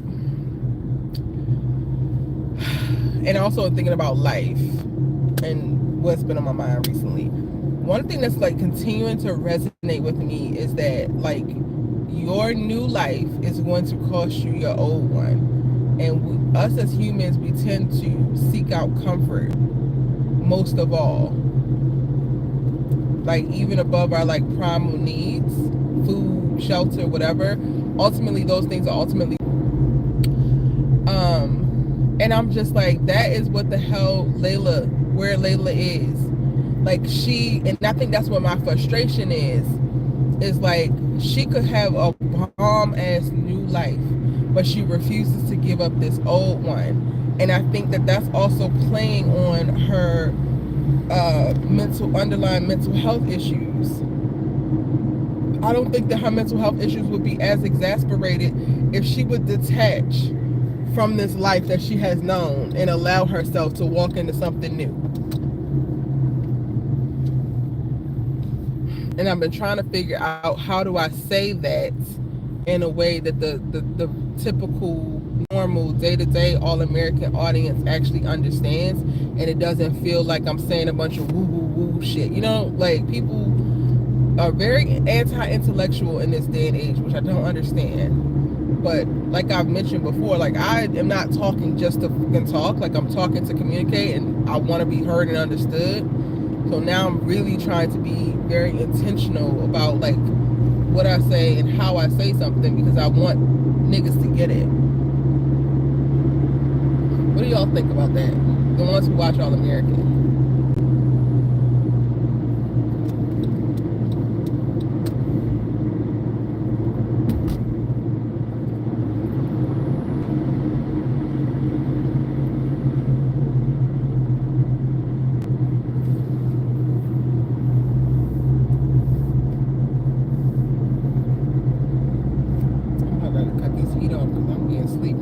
Hey, Kimberly Felder, welcome in, boo.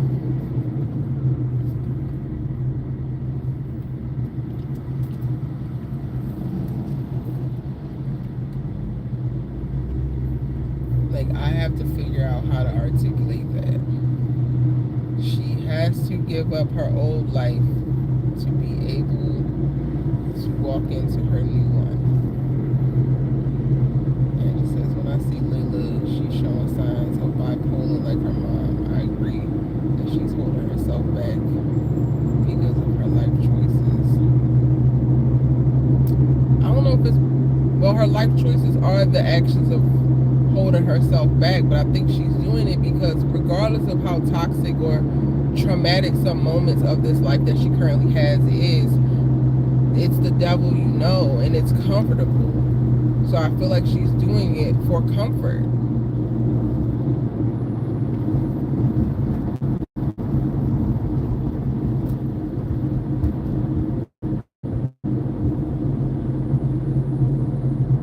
They never established what Layla's specific prognosis is. I feel like they do hints at potential bipolar, but I didn't ever want to put that on her. I really feel like all of her mental health issues are just exasperated by the circumstances that she finds herself, which is even more reason to leave them hoes. That's pretty accurate. She had a chance to get out of the vortex and chose not to. An interesting storyline would have been after high school, navigating whether or not to keep her friend group / environment. Yeah. Yep. 100%.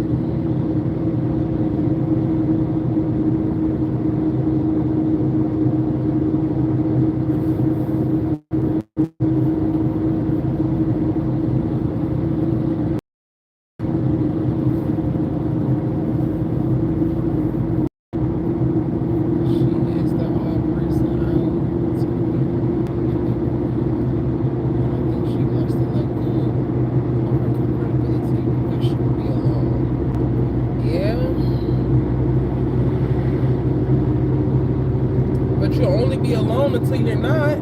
There's always more people.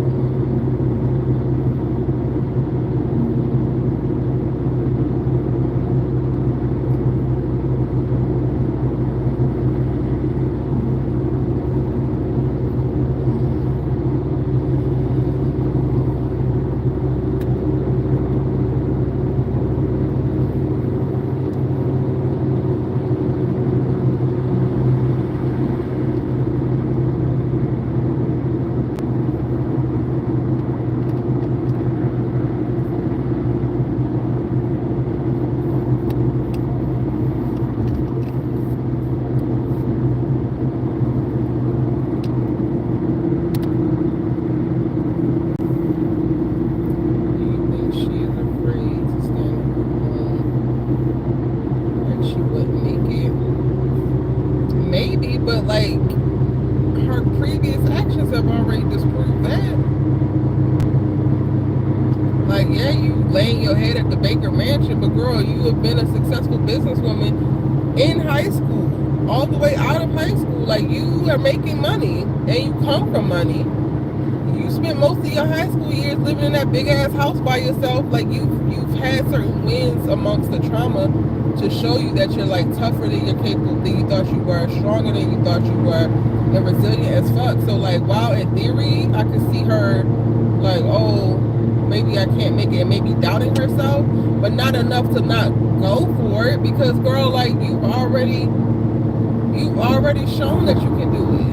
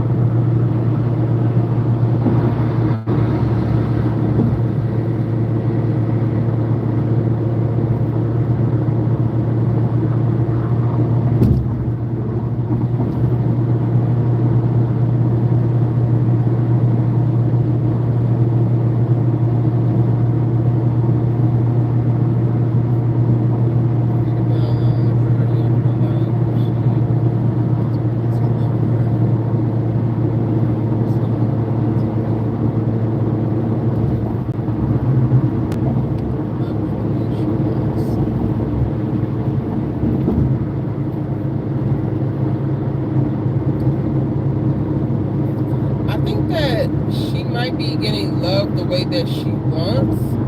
I think one of the issues right now is her being perplexed by the fact of like, Jordan is the boyfriend that she wants to have, and it's not enough. So like, I think that she's struggling internally with like, why isn't this enough? Because on the surface, this is what I thought I wanted.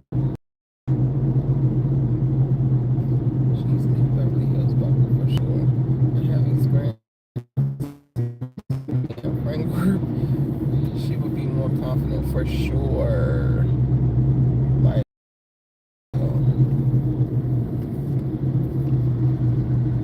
Like, why did you choose to go and open a damn lounge in Crenshaw? What was the reason, Layla? What exactly was the reason, honey?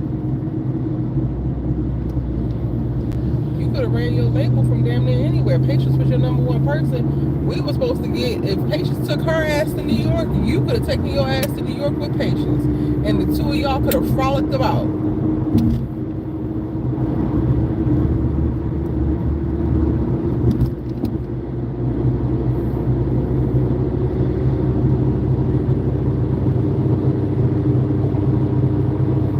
She was manic and spending money. When?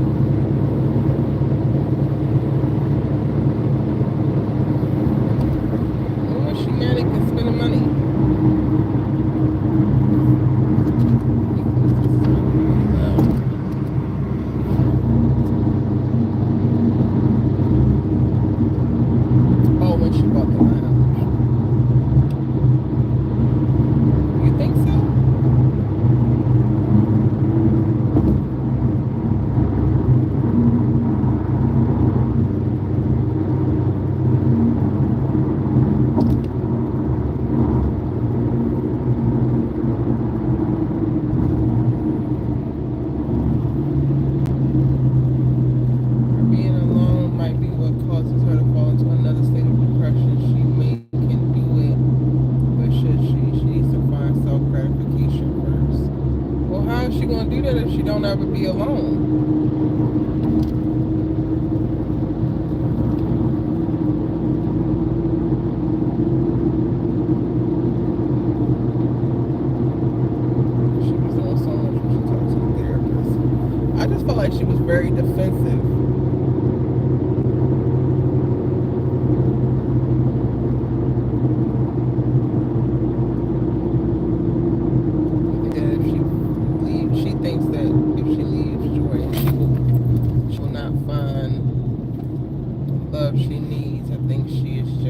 comfortable and feel safe at this point.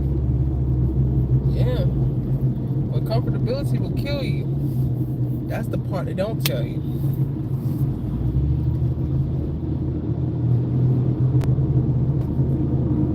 When we get comfortable with certain habits, certain environments, certain mindsets, they ultimately can become our demise.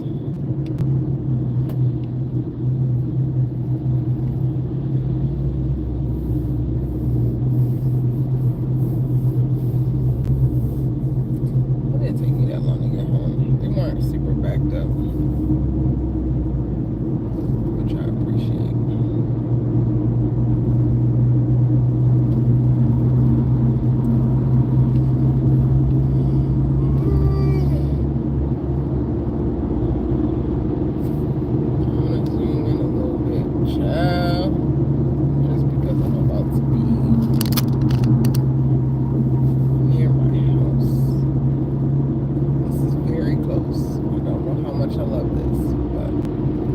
For a means to an end.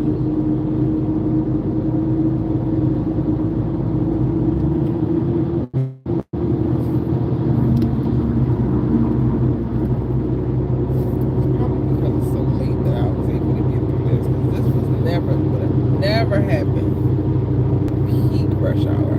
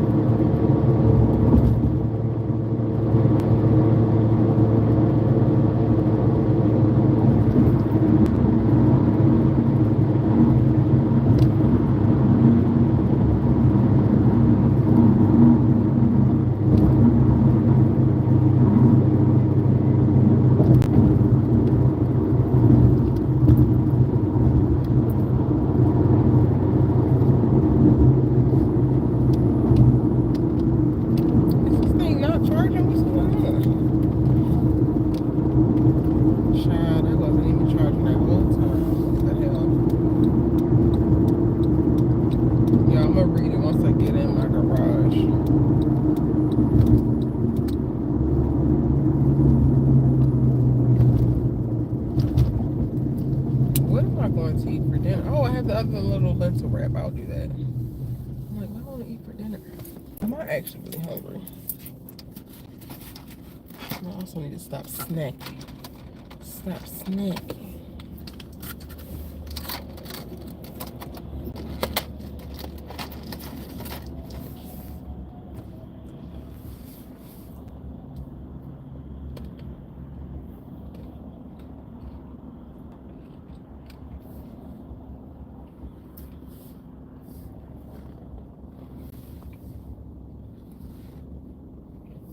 Bet you hungry, Coley. You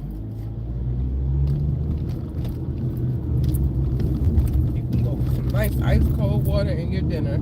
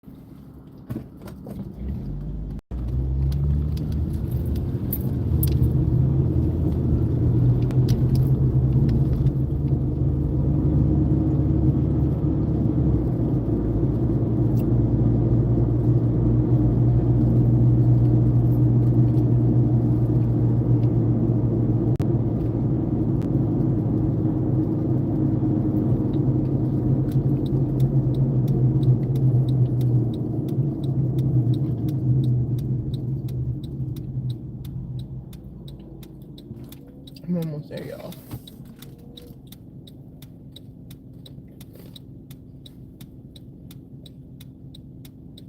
That's a reflection in my eye.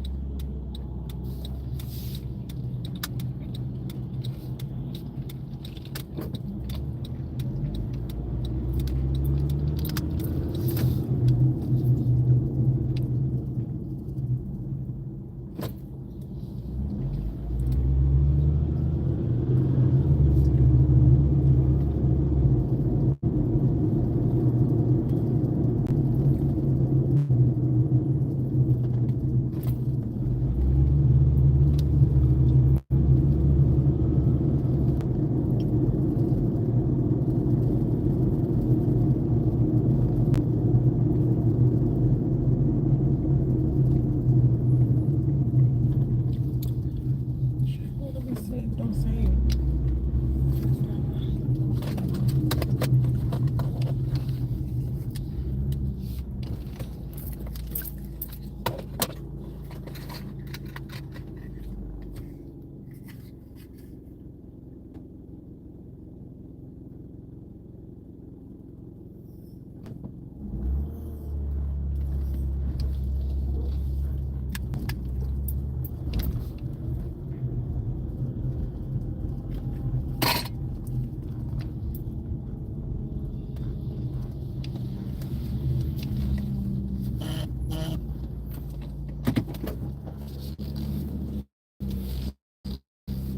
Please sit back.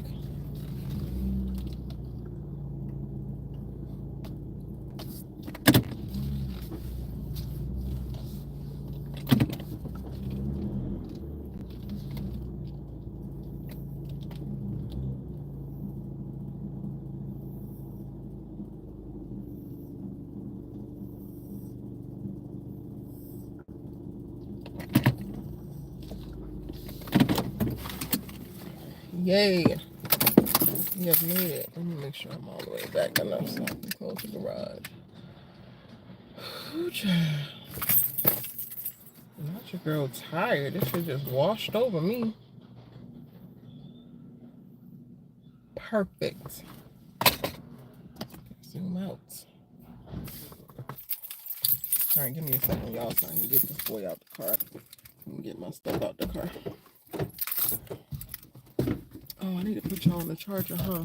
I need to put my case back on because I'm up. Okay, I was already pushing it.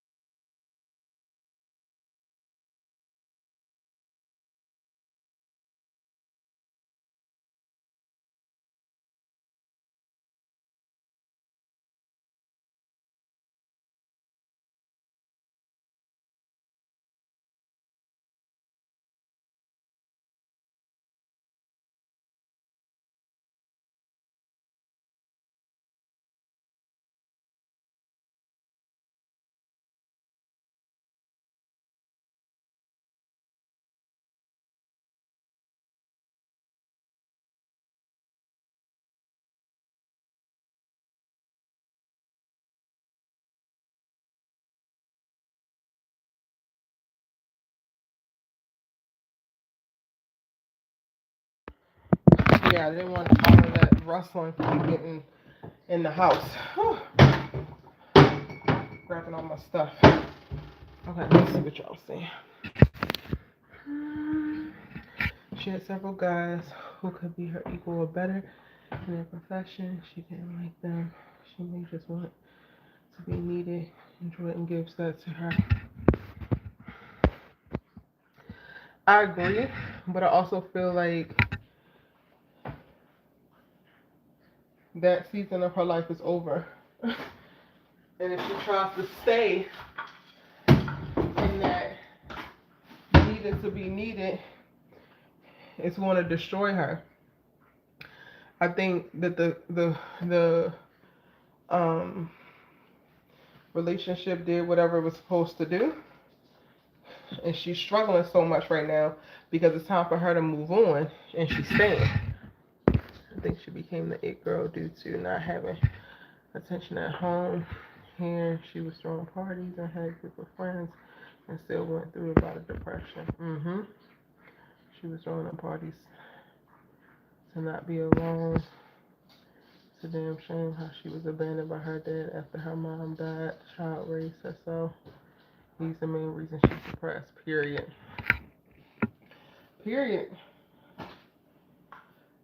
I mean, it just is becoming just so ever clear to me that she's trying to stay comfortable. And unfortunately, when you're called for something else, you can't. And there's only but so many nudges God give you before your ass gets shoved.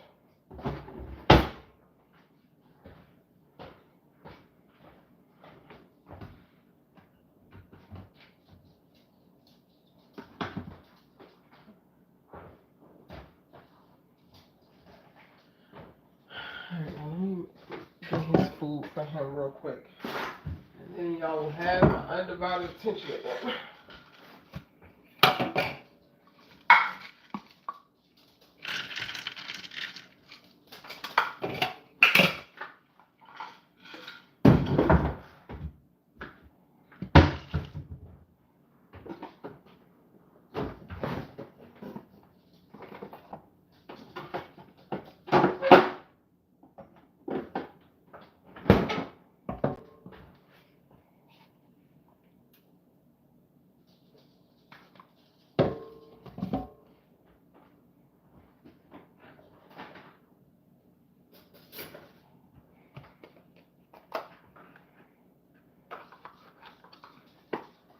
Y'all, I've gotten so sleepy out of nowhere, but I cannot go to sleep right now.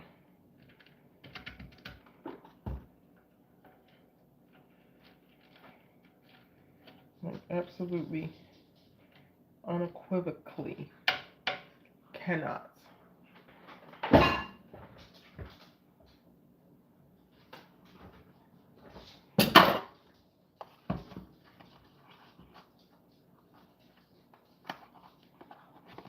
Yeah, I think that's what she's doing now. She's learning.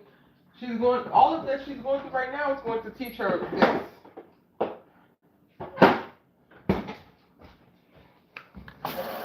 It's my conversation is less about expecting her to just cut the tie, because I get it. There's a certain level of tension that comes there internally until you've actually experienced it and you know, and then she's not going to know until she learns from this. My conversation around this more so is just for like the people who are on the outside looking in, who just can't seem to fathom them not being together. The more time that passes, the more we see them, the more I see that this relationship is a huge problem, not a solution. Like it's clear as day.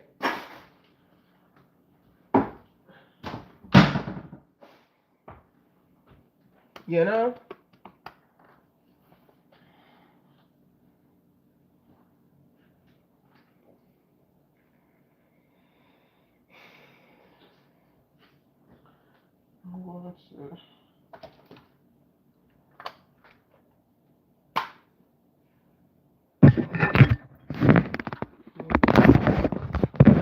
Foley, if you don't gonna come eat this damn food that you were seemingly begging me for?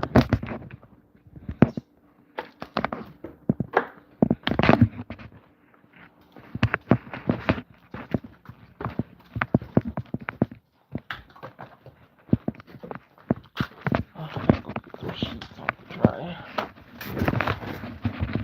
I was supposed to finish all the laundry today, but I wasn't even home long enough to do it.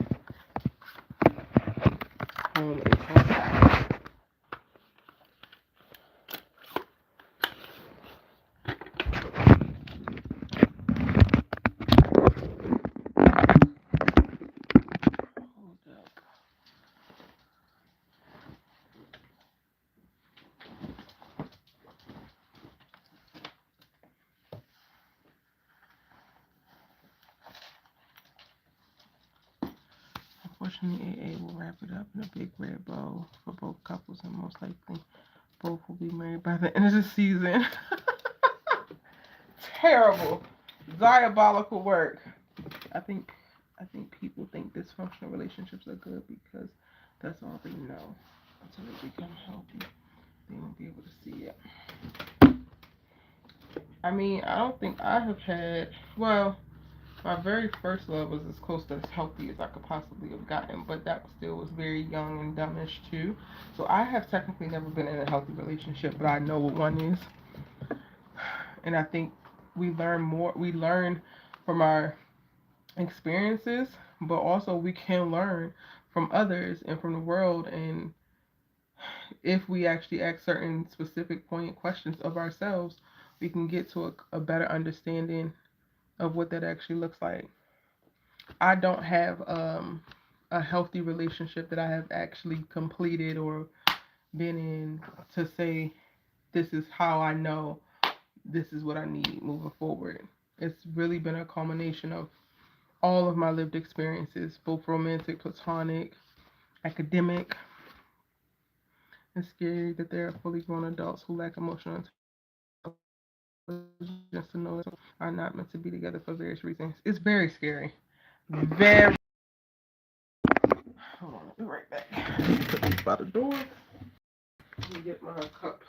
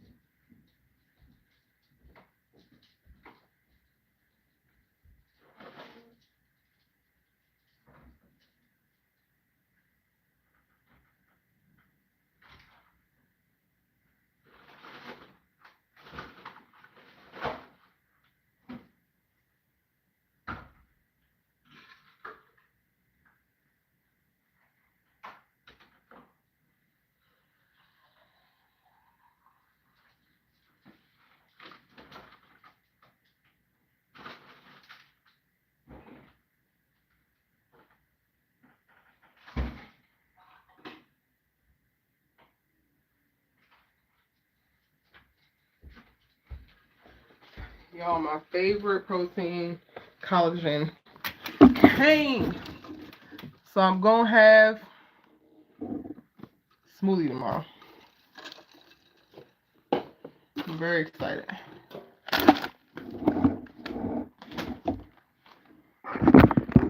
I'm making my bed, y'all. It's scary that there are. Oh yeah, I read that, Erica. You work on yourself daily. You read, have been in therapy, and you want the best in life. Many people don't want to be that up to themselves because it takes work.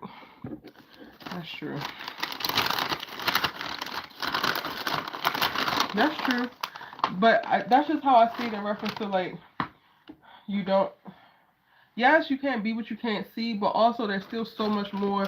Even if you don't have a tangible visual of exactly what to emulate, and I guess it just comes down to people wanting better for themselves.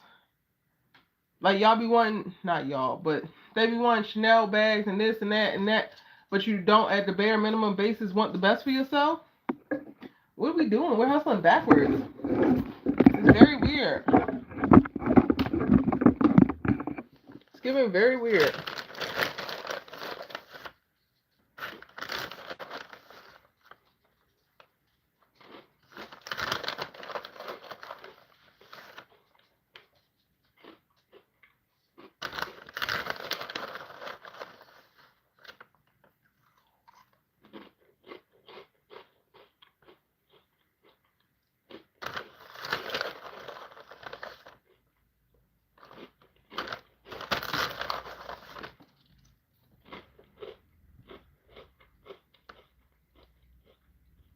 You need to go eat your dinner, sir.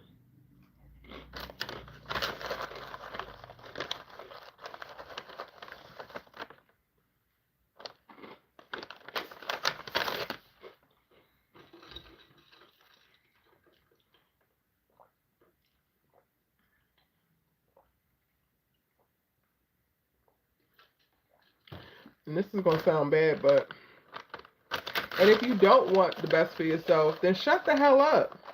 Because when the people who do want the best for themselves and the people around them are talking, y'all, they want to interject with their goofy ass opinions, trying to refute the shit that I'm saying. It's like you vibrationally could never even fathom. So just shut the hell up.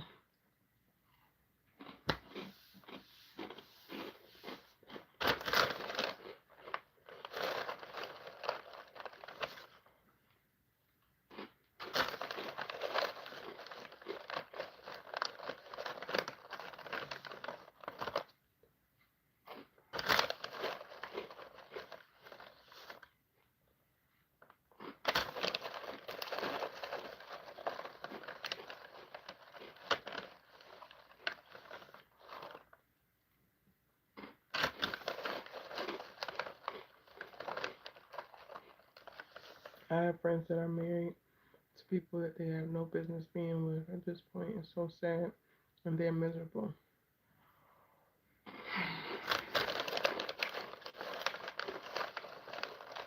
And child, I fear that's the norm. I just can't do it. I don't want married life that bad. Mm-mm. Not to suffer with somebody's son that don't let. Mm-mm. Mm-mm.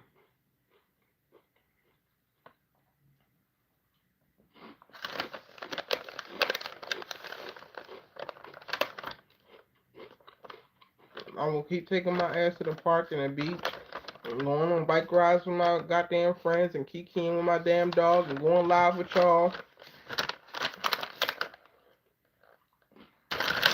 What they say on TikTok? I think I like this little life.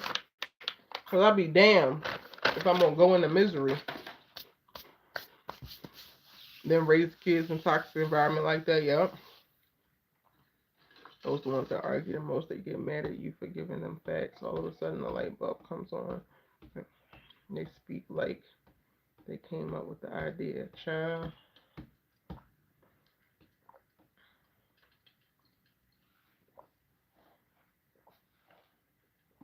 People be so mad at me, yo. It still surprises me. I'm like, y'all are like mad. And all I want is for like women to get what they deserve. And a little bit more, because always add a little extra. I just want men to be emotionally intelligent, mentally stable, and safe places for women to land. It's not that revolutionary of a concept if you ask me, but I just want homegirls to really be homegirls and be able to be resources for one another and not ops, snakes in the grass, if you will. I just want women to get out of relationships that they are in if it's costing them entirely too much starting with their goddamn peace. You would think. You would think I was just saying the most revolutionary shit ever. You would think I was the most diabolical bitch on this app, the way that people get so mad at me. I do not understand it.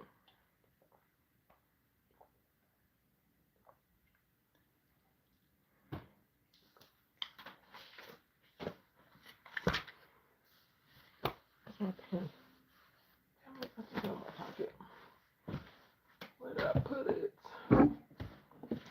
Can't keep up with pins to save my damn life, y'all. A lot of women just settle to be with someone and not be alone. A lot. A lot. A whole hell of a lot. The older I get, the more I realize exactly how many the women that is. So I don't want to take a nap, but I'm definitely tired.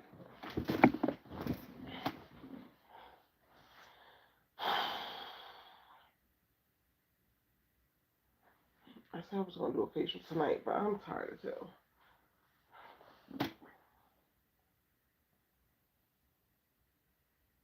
Have you thought they get mad because they're being convicted? The truth hurts, but some people want to run from it.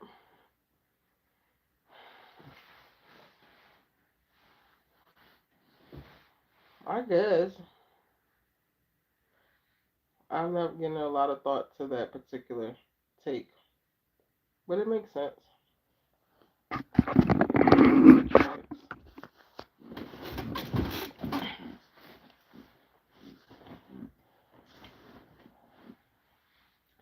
That tracks.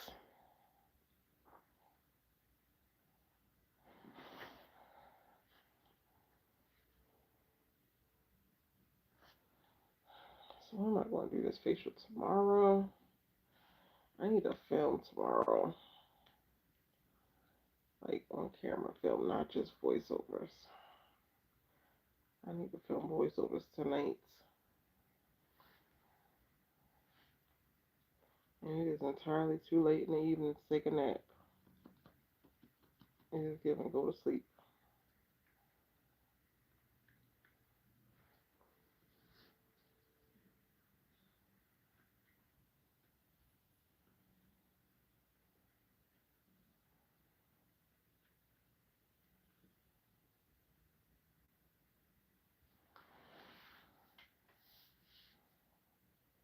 I usually just keep my 2 cents to myself because they would think I'm just jealous how much I was once told. Jealous of what?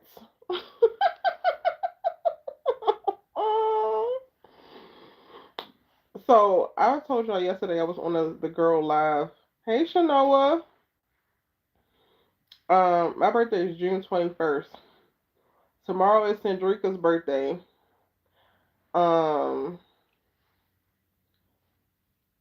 Angela is on June 8th, right?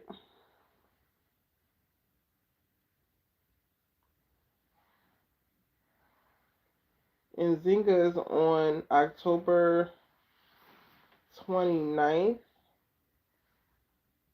I don't think Kimberly told us when hers was. Child. Oh, so that's what I was saying.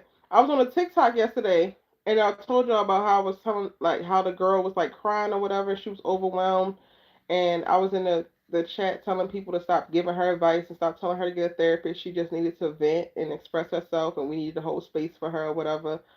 And this dude was like, "Oh, you just dick riding her, and you just want to be shouted out, da da da da." And I'm like, "No, actually, I'm just a girl's girl, and I understand what the hell this looks like, and I've been where she at, and it's really just that simple. If you got a problem with it, step hoe."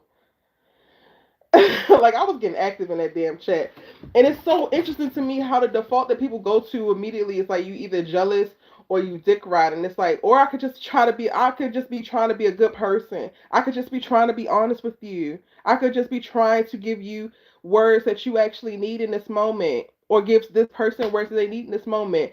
Ain't nobody jealous of this goofy ass relationship. People used to say that about my commentary about Zach and Fatima. Oh, you just jealous that you don't got a Zach. Bitch, I've had one.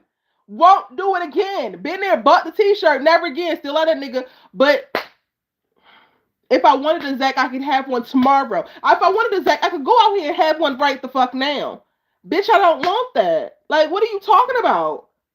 Jealous? Jealous? Jealous of a bitch that put her whole life on hold to run up behind a man who got multiple babies by multiple women, half of which he don't even remember doing it? Jealous of a man who's supposed to have a business and never take his ass in the office except for when he want to play solitaire and kiki with his friends?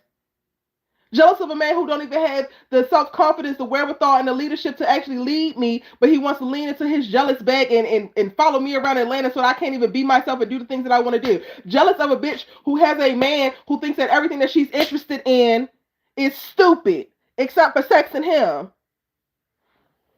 I wish the hell I would be jealous. Of what?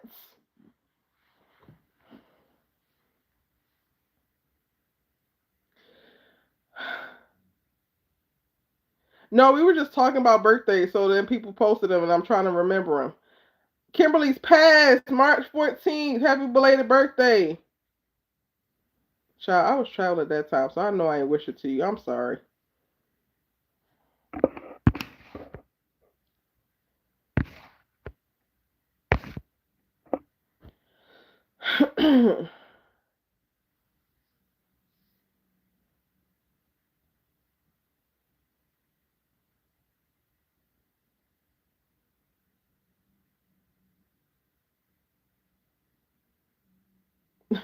Tell him. It's so easy. It's so easy to get an A shit man. Like, I could have picked one up on the way home. Are you kidding me? So don't even pay no mind to when they tell you, "Oh, you jealous." If I'm sitting up here giving you constructive criticism and or help and or advice out of a circumstance, why would you think that I'm jealous of you being in that damn circumstance? I would not trade places with you, ho. This is why I gotta be careful, because when I get to saying the real and the shit don't be sugarcoated, then I be hurting people's feelings. Jealous of that? Of all the things to be jealous of? No, Shanoa, I don't know yours. Everybody literally said it today. I didn't remember that before. I didn't know any of this stuff before today. Let me think. Shanoa's birthday. Are you a sad Shanoa?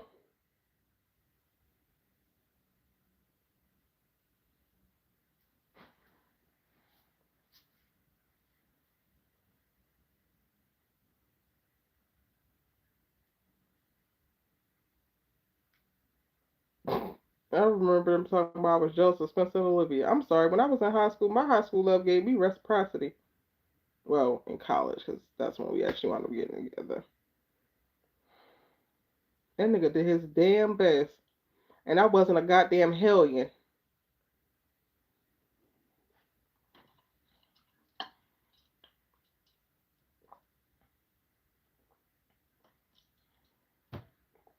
I don't think people realize how many people are in relationships and still very much so alone. Like the idea of like, oh, you got a man, so you're not alone. That does not mean that. 1 plus 1 does not equal 6, babes.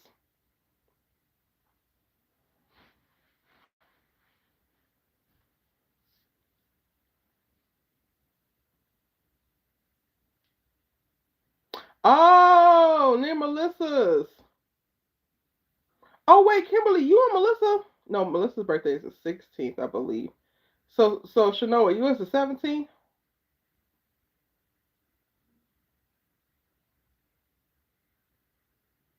Come on, all these damn Pisces.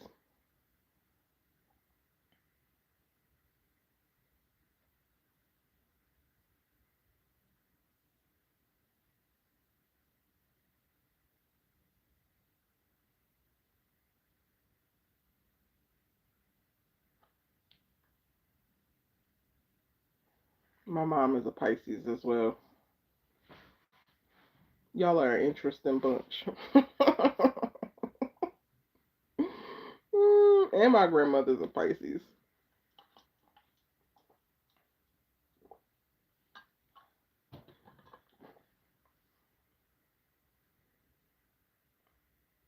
Gotcha. Gotcha.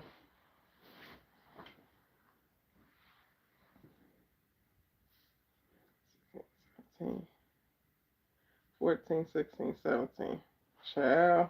All them damn March birthdays.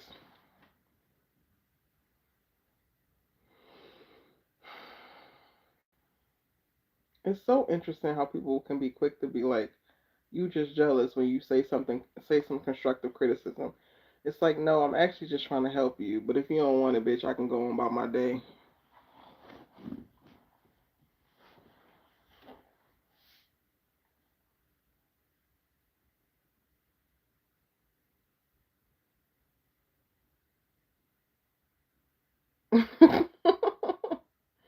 Pisces are complicated, but I also feel like I'm a complicated person. I'm still learning Gemini, so I can't be like, oh, Geminis are so crazy. They'll be so complicated. I know I am. I'm very complex.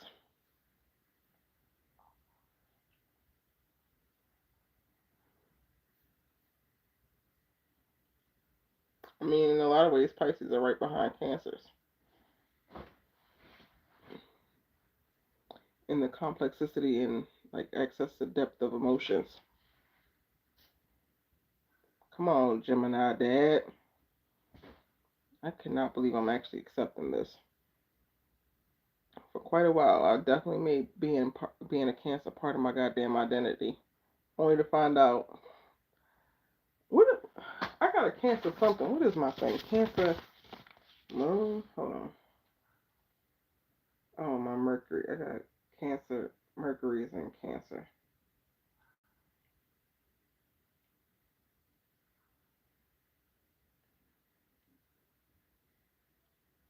Damn, my Chiron is in Gemini.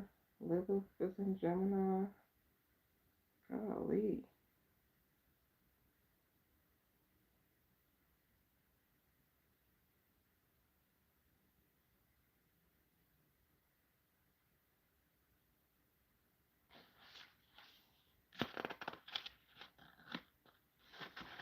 People live to throw out the jealous part all willy nilly. And like, child, just let it apply. So I'm a Leo rising.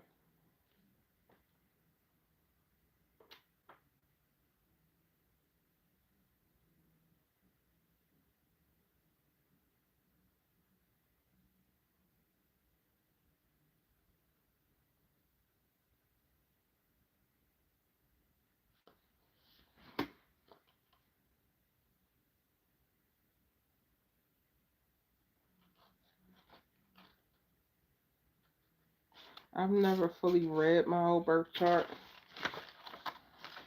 like the interpretations and all that. Y'all got y'all birth charts? I gotta pull my grandmother's. I need my mother to give me my grandmother's birth certificate because I gotta figure her ass out.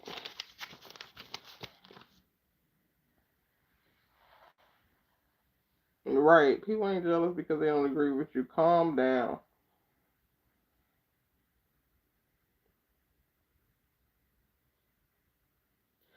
Okay, I'm gonna read parts of my birth chart. Are y'all into astrology? First house ascendant. Mine is in Leo. People with Leo ascendant need to use their creativity, authority, and power. They are looking for love, admiration, and applause.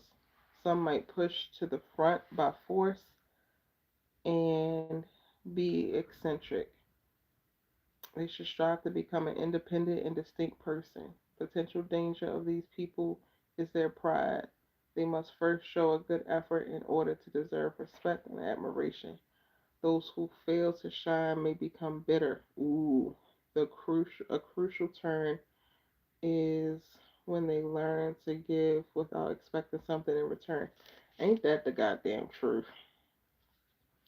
Not that being a word. The ruler of the ascendant is the sun. These people want to take control over their surroundings, try to lead and direct. They get excited over a dream, then they try to realize it. They try to increase the value of things. They want to become creators. Okay. The ruler of ascendant sun in Gemini. These people try to achieve several, usually intellectual goals at once. They like to have fun. They like to travel, most often with family or friends. The ruler of ascendant sun in 11th house. Life of these people is influenced by politics. Friendships, contacts, hopes, and favoritism prevail in their lives. I have no planets in my first house. Interesting. No, I don't have my birth chart. I don't even know all the signs, but it's interesting to hear about it. Do you know when you were born, the time you were born, and where you were born? You can pull it up. I pulled this from astroseek.com. It's free. But you got to know your birth date, your birth time, and your birth city and state.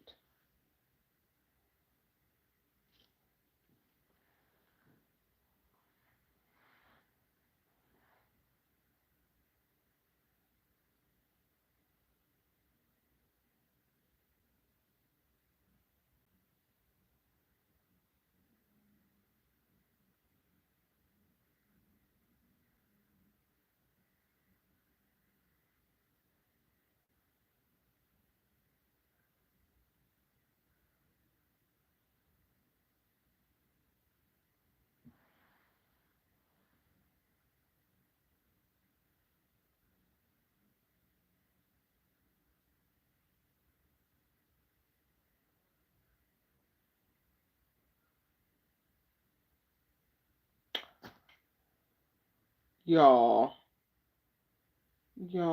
the location, um, the location helps track down specifically like certain degrees of like where certain planets were in relation to you at the exact time that you were born. So this is what the birth chart looks like. Can you see it? It's all these various things, connecting lines, signs in various houses, blah, blah, blah, blah, blah. But around this wheel, this is like 24 hours in a day. And this is constantly turning, basically.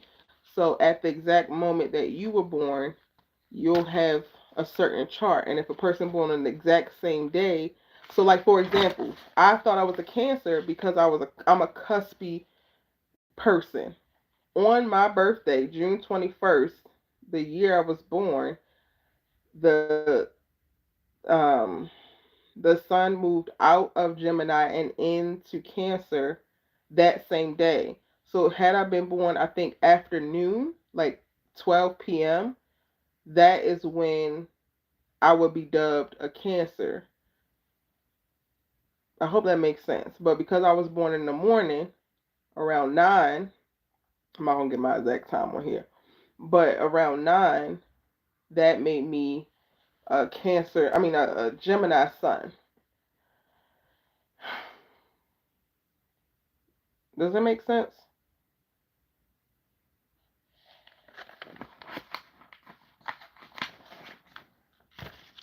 But my medium coli MC says, and this is the 10th house, which is career, prestige, and reputation.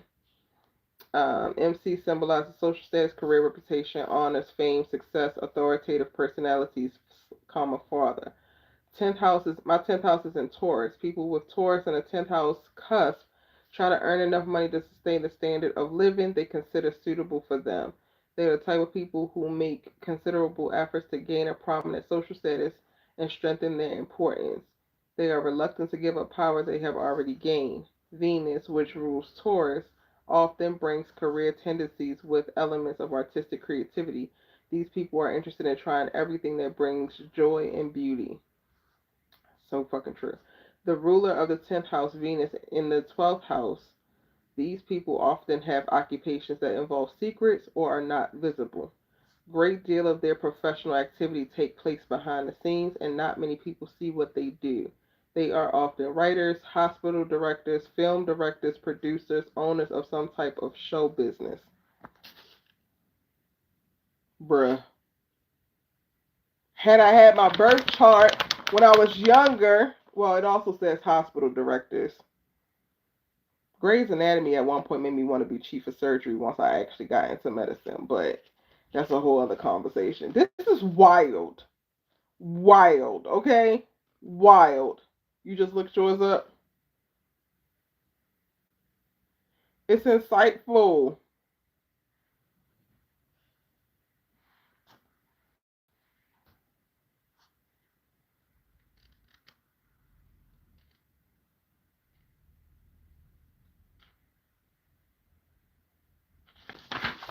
And this thing is very detailed. It explains stuff very well.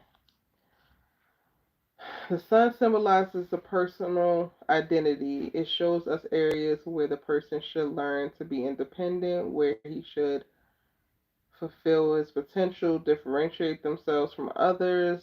The position of the sun may tell us which profession would best suit the character of the person.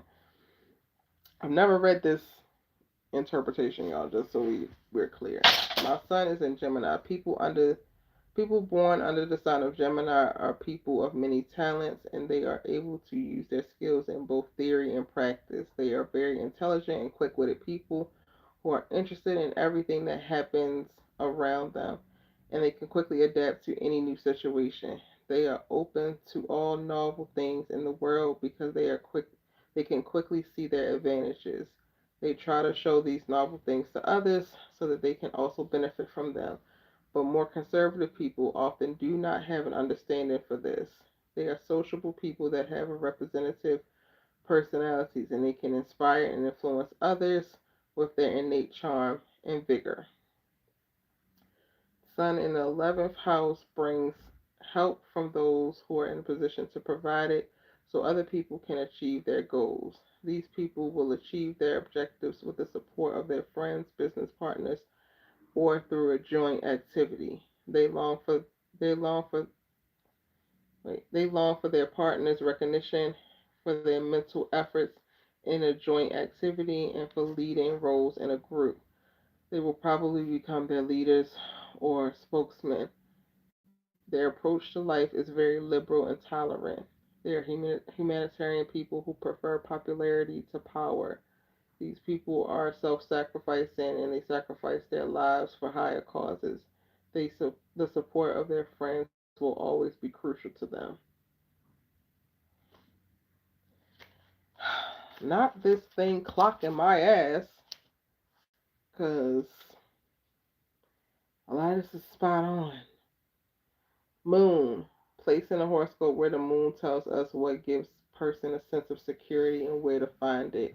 It describes how sensitive we are and how we instinctively interact with our surroundings. The moon also tells us about our childhood and our experiences with our mother. I have a moon in Sagittarius. The greatest need is to always search for something.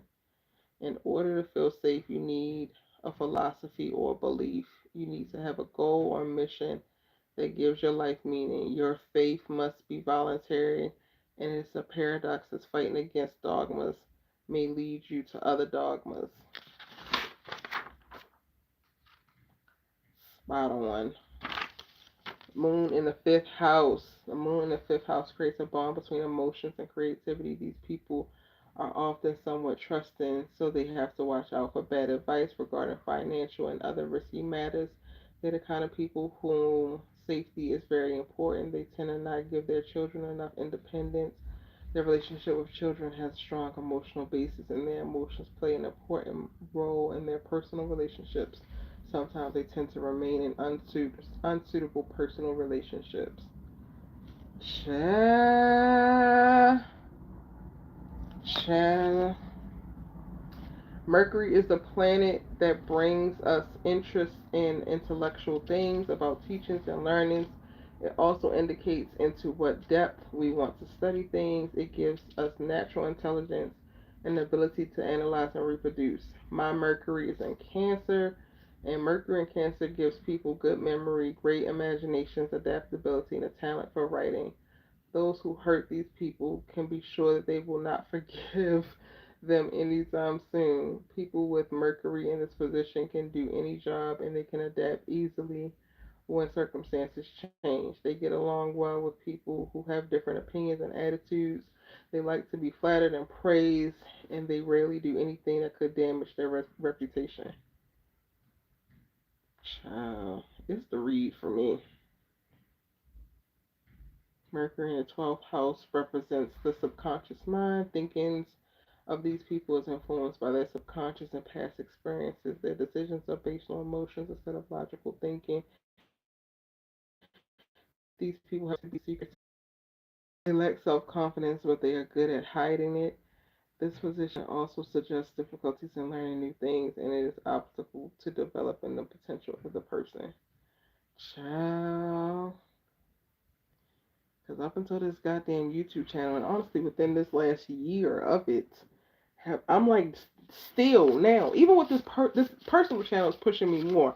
But like I've stayed in my lane. I was speaking on them damn shows. I am just now getting to a place where I'm like, all right, I'm gonna share my thoughts, because I have a lot of thoughts about a lot of things. But I'll be damned if I tell you hoes and be arguing on the internet about some real shit. I'm gonna stick it to the damn shows. Nothing clocked your tea bag. That's all you writer, producer, director. Clocked it. All of it. Child, this thing's like 20 something pages. I ain't gonna read all of it, but yeah, if you want to get yours, go to astro-seek.com. I pulled my full birth chart, and I also pulled for the transit when Gemini moved into, not when Gemini, yeah, no, when Jupiter moved into Gemini, to see what I needed to know Monday and how it was going to affect, because it was a really good day for like manifestation and good luck and all that kind of stuff. Interesting, child. Interesting.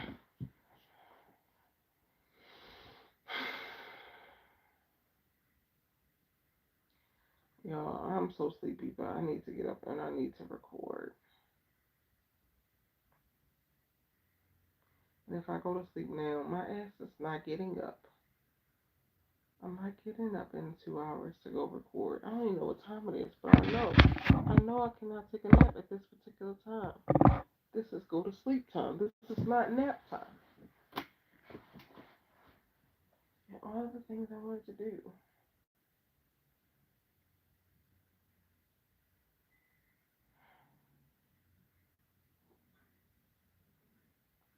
But at this point, like, can I fight it?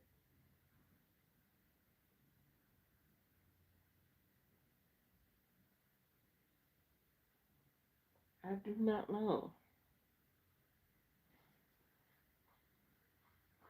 You've been on live for 3 hours. It's actually been moving slower than I thought. Maybe because I was out and about, now I'm back home. I feel like it was way more time than what it was.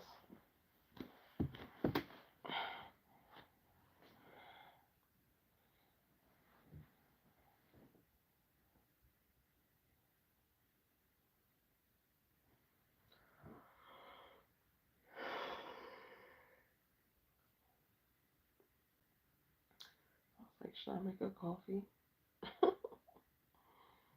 No, I probably should just take my ass to sleep and stop fighting it. None of the stuff that I'm going to do really have to be done at this particular moment. Oh, I do need to change my card on file.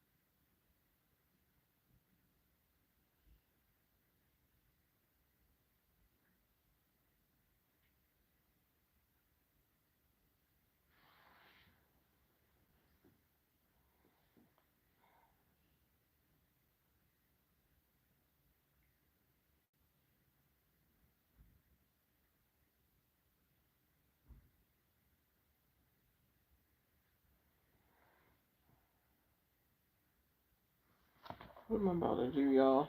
What am I about to do? I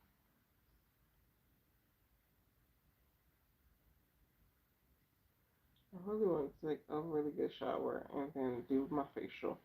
But I do not have the energy to do it. I definitely wanted to show y'all the facial. I do not have the energy to do all that.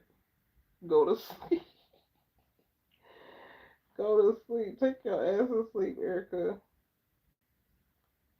Oh, not this wasn't even. It's not monetized. I know I turned the monetization on. See, now y'all trying to hate on me.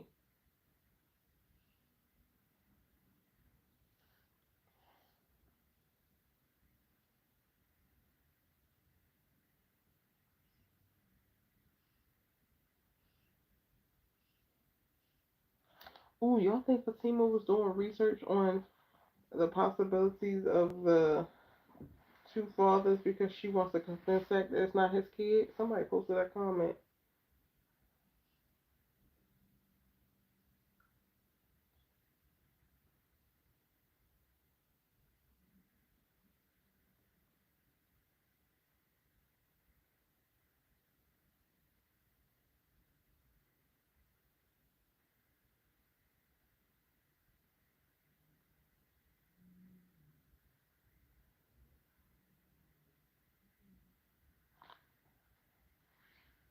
This whole Karen is a liar narrative, I really do not understand it at all. At all.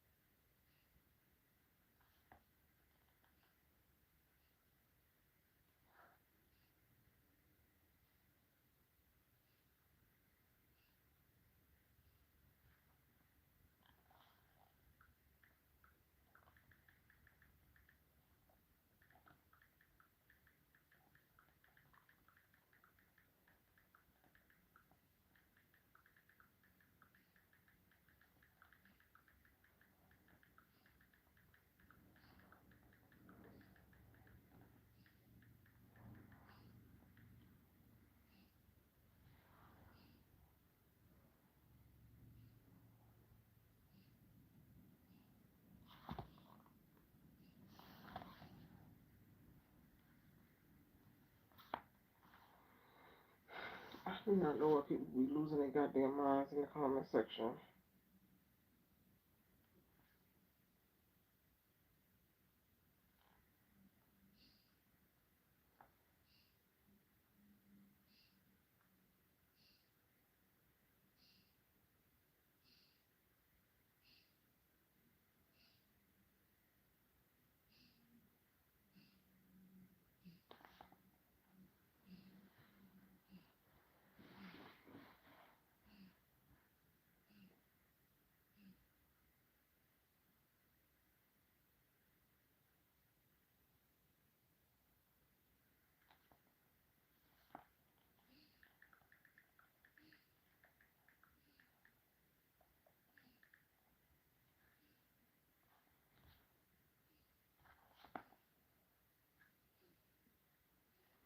Some people are really bothered because Karen is my favorite sister.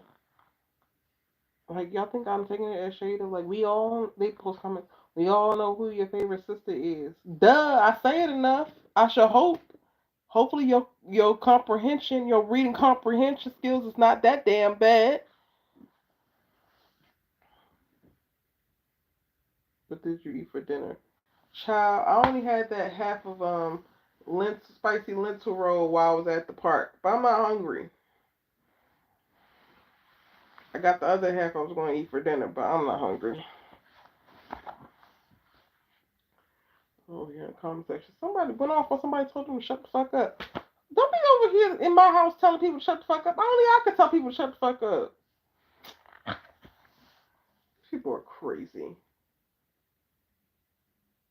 Absolutely crazy.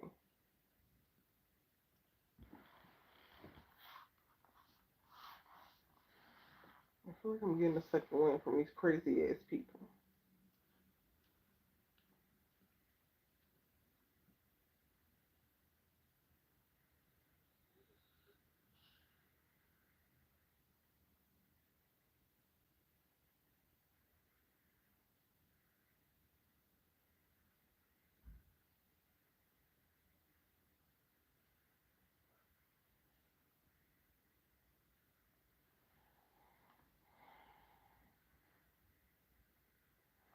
Y'all know what I struggle with? I struggle with knowing when I need to give myself time, like actually like in the moment when. Because for the most part, if I can really pick up on like I'm pushing up on burnout, then I'll be like, all right, slow down, stop, take a second.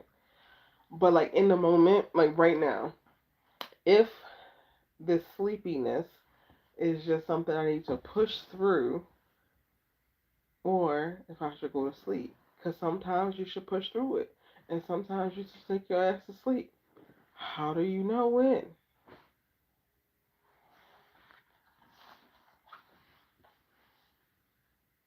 I'm so behind on Abbott Elementary. I want to pick back up this damn book, Angela, but I feel like I'm going to go right to sleep as soon as I do.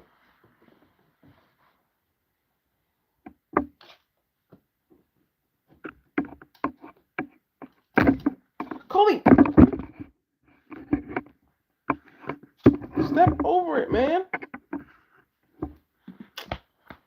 Y'all, having a damn dog is just like having a kid. Go on, wherever you was going to go. Because you unplugged my phone. Go. Not you laying.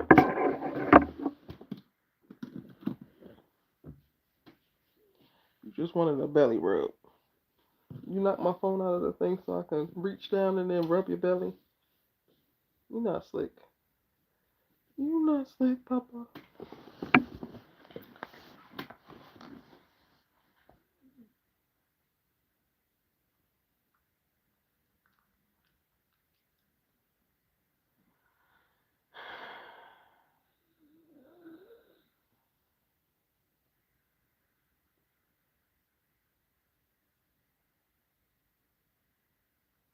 He is open this line. That's why he got up and unplugged it and then tried to lay down on the cord. Now he going to sleep, y'all. You tuckered out. They say that 20 minutes of sniffing is like an hour of like mental stimulation from exercise. He come in from the park and he just be pooped. What do you have to film tonight? Girl, what don't I have to film? At this point, I'm a week out from all the videos I had came up with, and I still ain't released. I ain't released a damn Power Book 2 Ghost video yet. The damn thing comes back next week.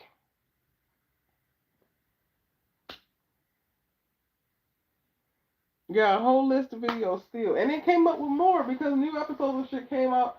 I need to make as much shit as possible. I'm behind. I need to be posting new videos every day, hitting the streets, like flooding the streets like I used to. So I still got a bunch of videos on my damn dry erase board that I need to record, edit, and release.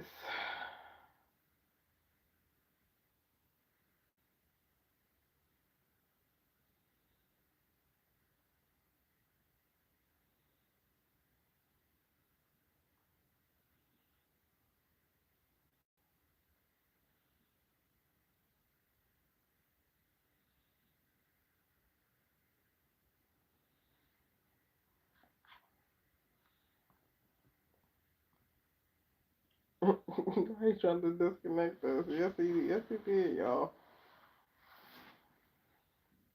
He already don't like phones and cameras and shit in his face any damn way. If y'all ever feel like he's giving you a side eye, he is. Because I record him so much and take pictures of him so much, he be over it.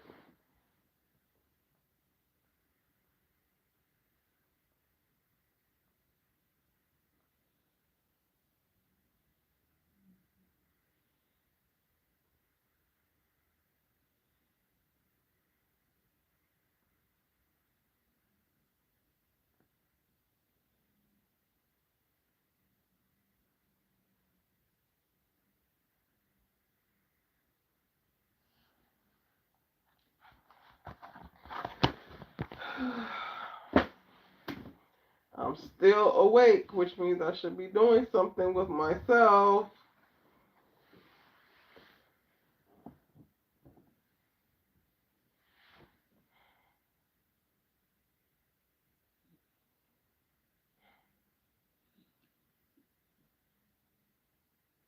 If I start reading another chapter out of this damn book, I'm either one, going to fall asleep quicker, or two, going to get pissed because Soledad's ass is already on my nerves, I fear.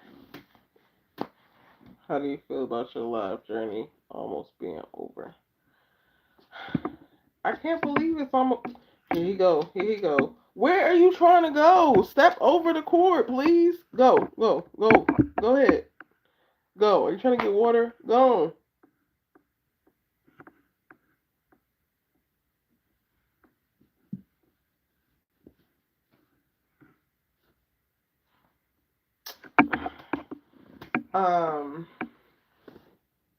It feels like it just started, which is crazy because I remember being like 14 and 15 days in, like, oh, we're halfway there.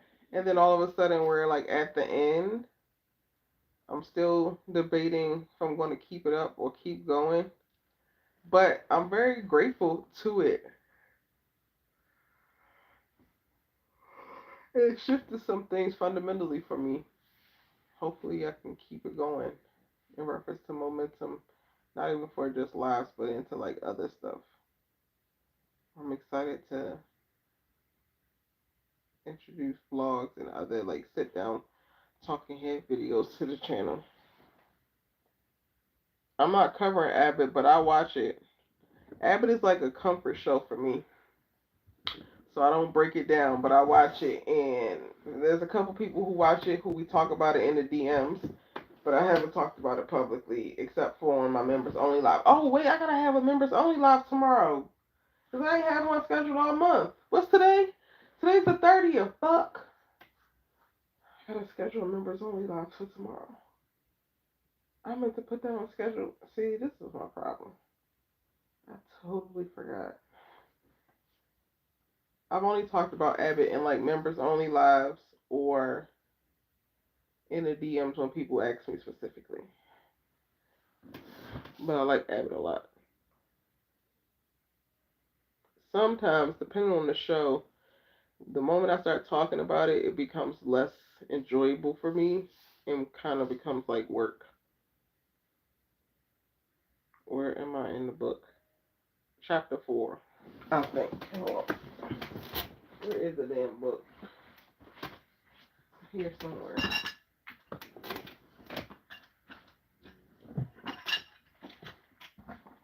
I also need to edit all of this footage I have, like this from the bike ride. I want to put that out.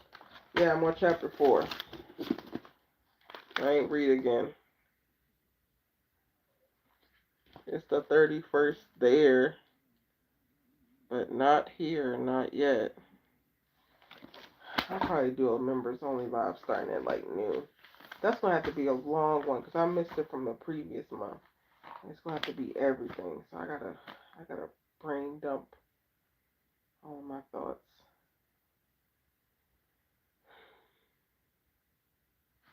Maybe a summer viewing guide.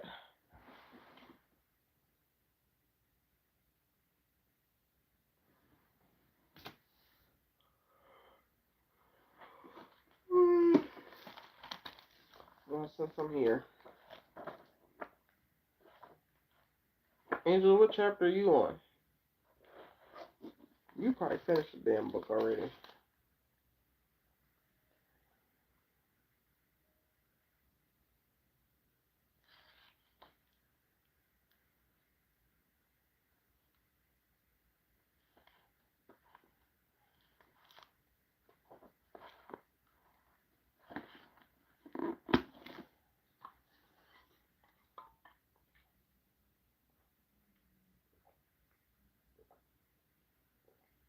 You know what also slowed me down with this?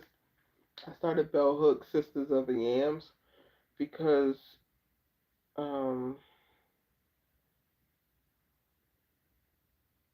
Cam is having a program or like a reading or partnering with, I think, Reparations Bookstore to do a group read of that. So I kind of picked that up this week as well.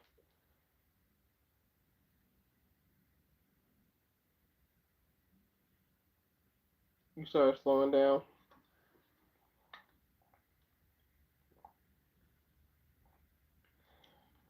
I feel like this is due back on like the 7th or something, so I need to get on the good foot.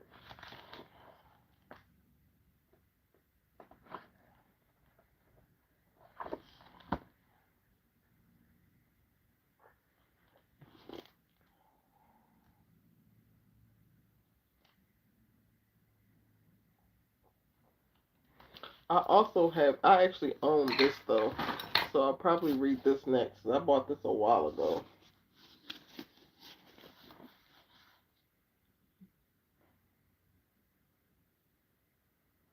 I'm not in a rush, like I said, because I own it. I think I bought it because, I don't know, somebody told me to buy it.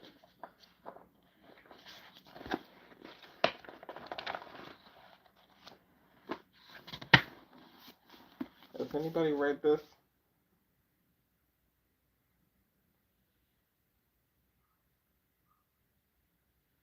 This one's from the library.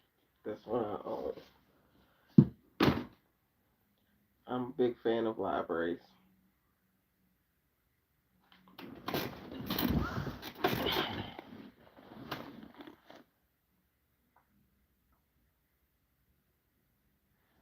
The way Cole lays on his side and then crosses his legs like this, he just be like, bro, you're not human, man. Do you know that?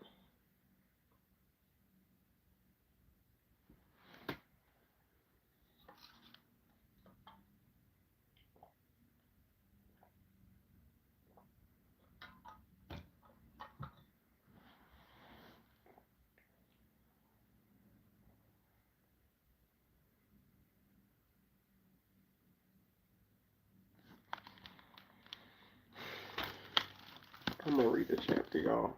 The chapters are actually short. Relatively short. Yeah, they're relatively short. Like, this is chapter 4. Is that like 10 pages? 62, 47. 15 pages. How do you find the books you want to read? Girl, I don't. I be on TikTok or certain authors that keep popping up in my damn Instagram or something, and everybody will be talking about it, and I'm like, oh, maybe. And then when I say that, I go to my homegirl Mariama, who reads every goddamn thing. She's a reader. Well, she's a fiction reader. I'll say that. Because I'm pretty much a non-fiction reader. And if she approves the fiction book, like she did this one, then I get it. And I think she approved that one too. Then I get it. And try to squeeze it in. I read Parable of the Sower because people were talking about how crazy it is living in 2024 and comparing it to the book and saying it was brilliant. So I got that. That was from TikTok though. I don't actually set out to look for books to read. It just kind of happens.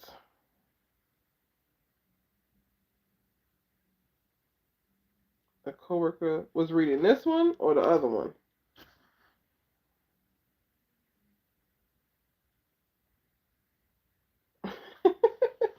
You read fast and then read the whole, then forget the whole plot in a week. Lord have mercy. 7 Days in June is good. They love each other down. Okay, well, I'm gonna get to it. I've only been leaning into fiction now because I want more love stories, and they ain't doing a good job of showing the shit on TV. This one that I have. Yeah, everybody has been talking about it. That's why I got it. Like I couldn't. I'm not even a part of Book Talk, and it just kept coming up on my FYP. And then once my homegirl said that yes, I was like, all right, whatever. I placed a hold for it, and it came in early, so here we are. I also follow this YouTuber who like loves to read, and she be talking about the books that she read, and that kind of inspired me to like want to read more fictional books. So, but she be reading all types of stuff. Like she just recently read some sports drama written by some palm color lady, and I'm like, that book might be great, but I'm not reading that. It's giving white Olivia and Spencer James, and I'm over it. I would not do that to myself.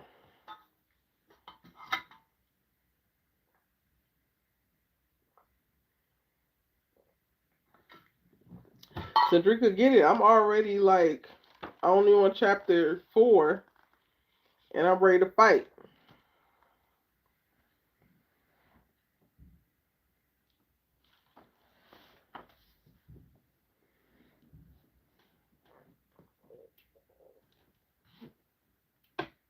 I feel like I watch so much TV, I don't be having time to read.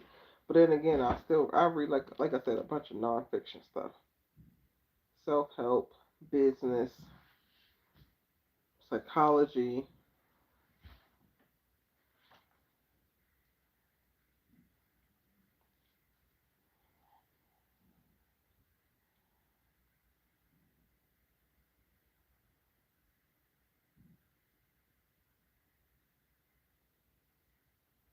You've been on Black Only Romance Kick. My era of like reading fiction like crazy was in high school with the coldest one to ever and Zane and all that shit, all that smut. That's the last time I recall being like avidly a reader for fiction books.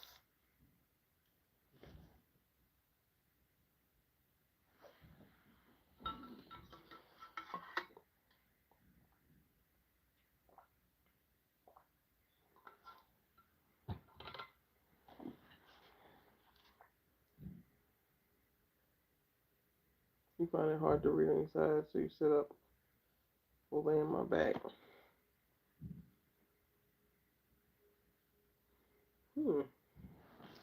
It just depends.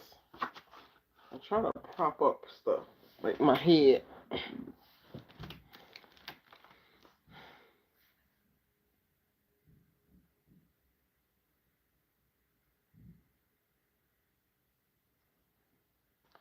we're going to finish out this live with a book. With a chapter from the book. I need to do my hair. I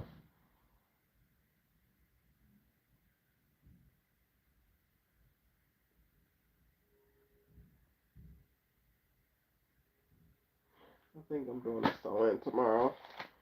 That will last the longest in June, where I don't have to worry about it and it still looks amazing.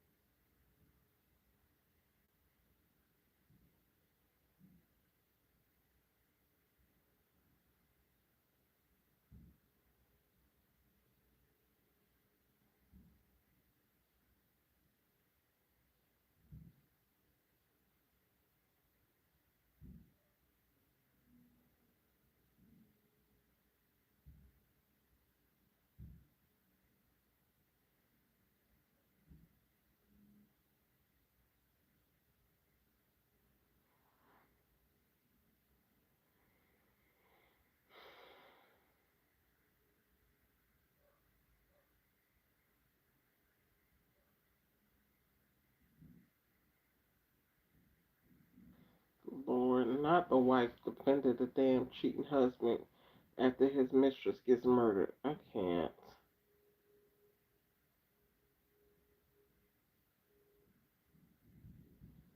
It shouldn't make me too mad.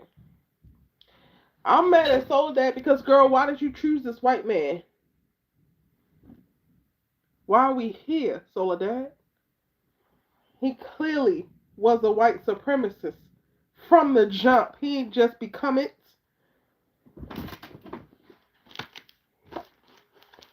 But that's my own personal politics, honey.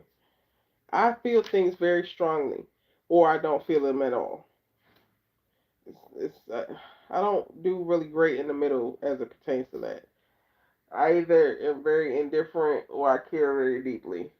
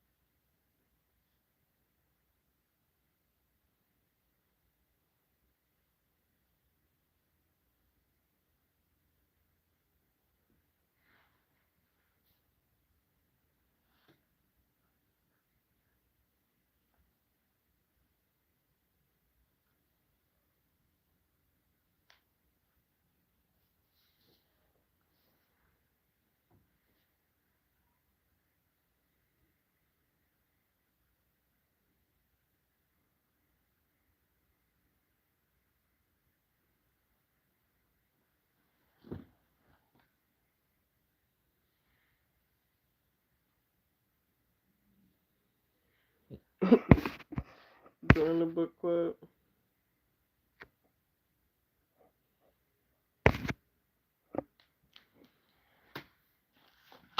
Child, as slow as I'm reading, anybody can catch me.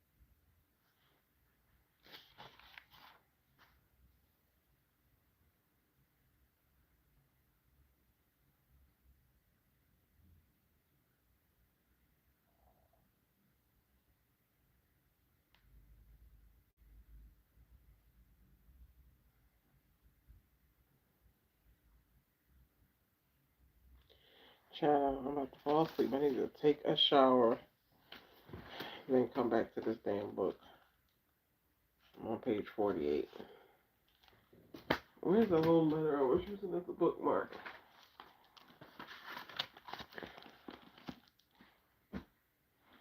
Thank y'all for joining me for day 29 of 30 live streams. And Zinga, if you're watching this on playback, June 1st is almost upon us, honey. It's almost upon us. I appreciate you. If you popped in late, check out the top of the live. It's a really great conversation around birthday blues. And drop your thoughts in the comment section down below. Okay. See you tomorrow.